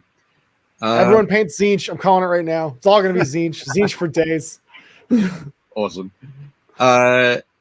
Speaking of Scott, it's another. God, he's such a good painter. Model. Is that an old Malifaux model? I think that's the old McMornay. No, the Mad Hatter guy. Whatever the Mad Hatter guy's name is. Seamus the Mad Hatter, I think. I think we had Seamus last week. Well, this might be another variant on maybe, yeah. It's probably from the same. It's from the same. Definitely from the same crew. But yeah, beautiful work there, Scott. Loving it. His blending makes me sad. It's so well done. When you realize how small that miniature is, that's what makes me sad. That's not a very big miniature. It's a 30 mil base. So he is like drowning in that base. That's a tiny miniature. Those blends are fantastic. Yeah. There he is. Scott says it is a new Seamus. So well spotted. It is a new Seamus. Okay. Yeah. Yep. Good job. But pardon me, no, beautiful work, Scott. great colors. Excellent. Next up. Yeah, boy, Stephen Rader. Yes. Sorry, I just don't lick your paintbrushes. Those miniatures are poisonous. You were saying that a friend of his painted this orc originally down in the bottom. It's the bottom right hand corner. Yeah, hell yeah. Like in the 90s. So so just took it and spiced it up a little bit. I think one of those is Hruck Bullneck. I think one of those guys is the original OG Battle at the Farm lieutenant. It's either Thrug. No, it's Thrug. Hruck's the one with the like spike hat and the gun in the air. I think that's Thrug. I think that's the other one. Those are fantastic miniatures.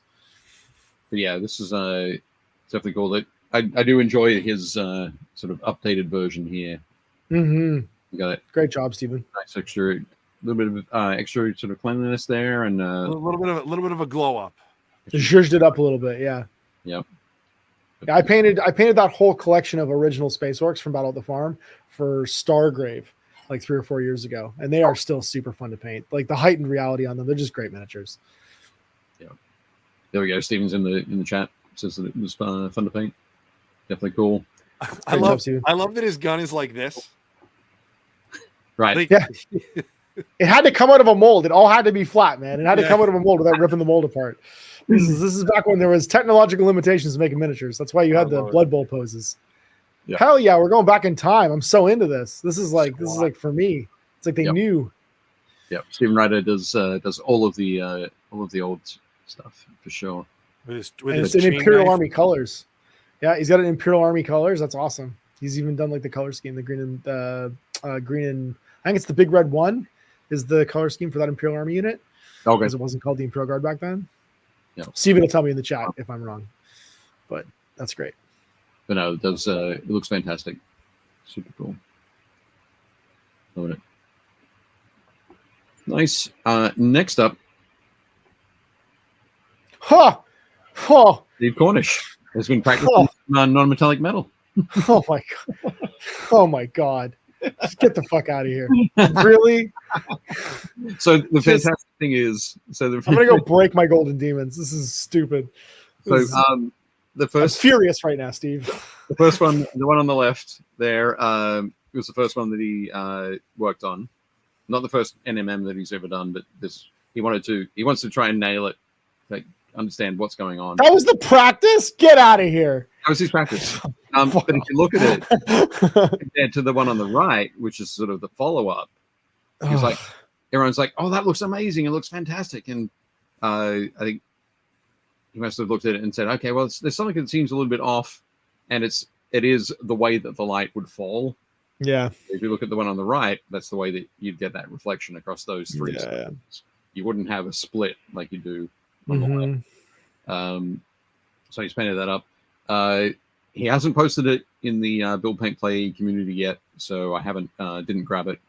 But he has gone along and basically he held it in his sort of hand, and he has painted on a reflection. Oh my god! Like a color reflection, your reflection in the sort of the underside of that NMM on the right there. It's ridiculous. See, now what I would do is I would paint that metallic silver and then hit it with a wash and call it done. Sure. At what point when we paint something that looks like it's just real, is it just like, why do we like you just put metallic paint on it? You know what I mean? Like I understand Jake's point where he's like, I think we've come so far, we've gone through the looking glass, and it's like, no, we just made it look like real life now. Like I get that this is like a heightened reality version of real life, but Jesus, I love it. I saw a guy. He did a BattleTech Awesome, which is like a big Dave. That's a big flat fronted robot, and he painted it so it looks like it's chrome, but he did it all in non-metallic metallic. So there's like it's like shiny chrome at the top, and then right about here there's like the horizon line with like trees, and then he faded it out. It looks incredible. Yeah, I'm never gonna do that. It looks awesome, but yeah. But no, it's beautiful there, Steve. Yeah. Great job. All right, these are great. These are great. Steve, we are wholeheartely giving you shit. So yeah. But no, beautiful work. I'm mad right now. No, I'm just save that anger. People shouldn't be that good. I love this thing. What is this? I love this thing. This looks like a metal slug tank. So this counts as his whatever the Space Marine quad is. The ATV. Okay. The ATV, the Invader ATV. If you zoom in, underneath that like canopy thing, he's got some other pictures where like you can see the Space Marine driving it. That's amazing. Yeah, oh shit! Like it opens like the Batmobile. Yep. What the hell? I was like, how did you make this? He's like a bunch of like old like robot toys and stuff. That's where you got all the parts for it. I was like, it's incredible. Yeah, that's amazing. I love that. See, this is the kind of like, so the reaction you're getting from the three of us right now is the reaction that you would get at a gaming store in the 90s, where everyone was just like blown away by the wizardry of what you've done with bits of stuff you found on toys and stuff like that. That's the level of like, this I can understand. That last thing we saw, that just looks like witchcraft. This is cool. Yeah, so that's Dave, that's Dave, sorcery. get that off the Get that out of here. Yeah, Go get back that to- there sorcery we out go. of here. Yeah, this I like. I like this. Yeah. I can get behind this. It's like, wait, Um, Ash, you made a land speeder out of a speed stick, and you're like, yeah, I did. That's right. Hell yeah, I did. Dude, I love that it has a face. I love that it has and also he's done a really good job with the it's almost like a toyetic paint job, right? Yep. Where it's got that kind of like that paneling to it where it looks like an animated like cell. It's not quite cell shaded, you know what I mean? He's not doing like an animation style, but Even it's got like the that base, kind of like the base is super cool. Yeah. It's Fantastic. It's a Space Marine quad that has been converted to be half the Batmobile tumbler, half the Thundercats tank. Yes, it looks like Panthro should be getting out of it right now. Awesome. So I'm gonna go for I gotta try the name Uchigatana Rame. Yes, That was what I was gonna say. That's how I was gonna say it. Perfect. Fantastic. Yeah. Now I don't have to say it though, and I'm not gonna try. Good work there, and we hope to see some more minis from you in the Facebook group. Yeah, I love it, man. I love that conversion. Great job. Lovely. So there we go. That's the We did it. It's 9 o'clock. Oh my god, Yeah, we talked for we 2 nailed hours. I didn't build a single miniature. I didn't do a goddamn thing. I just talked though. I just free associated this whole time. excellent. So yeah, there we go. Ash, thank you very much for joining us. Did you Thanks for having me, guys. do you think you'd be interested in coming back and talking about I don't know. Anytime, man. Yeah, have me at any time. I'm free. I'm usually free Tuesday nights, so this should absolutely work. We can come in and hang and talk about whatever one of the other things on this wall that I do. That's awesome. We'll have to Ash. We'll have to schedule an event after you watch Rebel Moon. We'll have to have a big. We can get together. We can really get into. We'll do a group therapy session. Yeah, we'll do a group therapy session. Yeah, we'll all trauma bond over this movie. It'll be fantastic. Well, maybe that can just be like a video call between you and Ash. Sure. Yeah, but if we don't monetize it, how does it even work? Yeah. Why bother doing anything again? Yeah, Dave, nothing's real if we don't monetize it. Come on. The algorithm won't recognize this. We're doing it for the ad revenue. I'm making the big bucks in tabletop podcasting.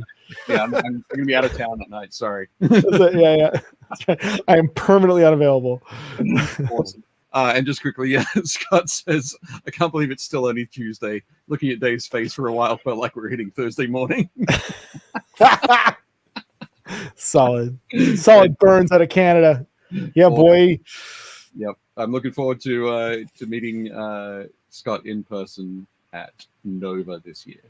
Yeah. Oh, yeah. Dude, as soon as I see him, I'm just gonna be like, how's she going, eh? That's not how anyone talks in this country, Jake. We'll find a Tim There's more people in Connecticut that talk like that than to talk like that in Canada, man. Yeah, probably. Let me tell you. You can go to upstate Maine and find people that talk like that, not Canada. Connecticut's not real. Connecticut's not real. What's the accent? Is it a Rhode Island accent that guy does in Pet Sematary? Is that even like a real accent? I could not tell you. That's not a Maine accent. I don't know what that accent is. Pet Sematary and which guy? Are you talking about the old man who's like, the ground gone sour down there. I don't know where they invented that accent. Yeah, but yeah, it's not a Maine accent. It's another made up Jake accent. 100%. Fantastic. Okay, so in the notes below, you can find Guerrilla Miniature Games, Ash's YouTube channel. You can also it's YouTube.com/C/Guerrilla Miniature Games or Facebook.com/Out of the Basement Into the Streets or Patreon.com/Guerrilla Miniature Games. It's all my vitals. It's linked down there as well. So. Don't try and spell it because nobody ever spells it right. My biggest regret is the channel name. It's just got far too many letters in it. Isn't it spelling gorilla? I should have just done GMG. I don't even bother anymore. I just say GMG. Cool. Fantastic. But no, thanks for joining us. Don't forget to go and check out the Art of Volumes 10, 11, and 12 Kickstarter running right now. And let's get us onto funding stretch goals, baby. I think we've hit 6 stretch goals so far. Hells yeah. We've got a bunch more to go, and we're keep it closer to that foot stuff. Fun. We've got another 2 and a bit weeks. So That's right. 2 more weeks to make it weird. Yeah. Yep. So this weekend I'm off to Milwaukee. Check out the new home of Adepticon. Next week we'll have Hank and Matthias on from Adepticon, and we'll talk about all sorts of fun stuff for things at Adepticon 2025. Anything else? Ash, you got anything happening that people should check out apart from? You can check out another Grimdark Media this weekend. Check out the Let's Play and the review for Trilaterum if you want to check out a cool new indie game that's got that kind of heightened reality, every genre slammed together kind of thing going for it. And yeah. And other than that, you can. Oh, next week's the free episode. If you want to hang out with all my freaks, all my GMG community, we do a free episode of the Monday Hang every month at the last Monday of the month. And this Monday is going to be the free one where everybody gets to join in. So come say hi. You can talk to me live. I take questions from my patron mailbag. I take questions from the chat. And we catch up about what's going on at GMG on the inside. We do this weekly with the patrons, but once a month we open the doors to the peasantry, and they're allowed to come in and hang with my peeps. Nice. That's on Monday. Little velvet rope treatment. Oh yeah, that's right. You get the GMG. We get like a daytime version of GMG After Dark. It gets the foot stuff is very real in the patron version of it all. Yeah, it gets super weird. You can watch them slowly trying to drive me insane. There's a whole bingo card and sub games of them just messing with me now to try and get me to say specific words or reference like bad WTV shows from the early aughts. There's a lot of I feel like it might just be that at some point I'll wake up and my Patreon wasn't real and it was just a hallucination I was having the whole time. I'm pretty sure I'm living in a Terry Gilliam movie with most of my patrons, like half the time. But yeah, Monday, check out the free episode. You can see the madness that is being part of my community. Awesome. Nice. Fantastic. Okay. I think good, Dave? I think we're good. We're good. Again, Peace. It was awesome. It was awesome hanging out, man. It was great to spend some time with you and get to catch up. Hell yeah. We will not at a convention. What's up? Not at a convention. None of us have any actual time, and we get to talk for 5 minutes. A lot of and we're all dehydrated and grumpy. Yeah. Well, speaking of shows, what are you doing for shows this year? You doing anything else? No, I don't think so. I get so worn out doing shows. I've just stopped. If someone invites me, I'll be at HalCon 2024. Probably. I usually go to HalCon and do panels and work in the gaming room up there, which is out in the East Coast of Canada. I do that one because I love Halifax and I love that convention so much. I don't know if I'm going to any other ones because I just don't know how many. It's like I'm like a late stage boxer. He doesn't know how many fights he has left in him. You know what I mean? Before the head trauma takes over. I don't know how many conventions I have left in me, so I'm judicious. I went to Adepticon this year, and that might be it. And Adepticon, I might not go to the next one because it's an extra 5 hours to my drive now. There's no way to get on the way. I'm not flying. I don't stay the whole time. I'm not flying. It's cheaper. How is it an extra 5 hours on your drive? Because you have to drive through Chicago. Well, and driving through Chicago north is a nightmare. Driving from Indiana to Chicago, because there's no way to go across the lake, right? No. If I go north, the Sault Ste. Marie way, it's like a 20-hour drive. An hour and a half. No more than an hour and a half from Chicago to. Yeah, it's only like an hour and a half north of where it currently is. Yeah. When I drive in on Tuesday, I usually hit traffic going both ways. So I'd be hitting traffic going south to Indiana, and then I'd be hitting traffic going north at 5 o'clock to Milwaukee.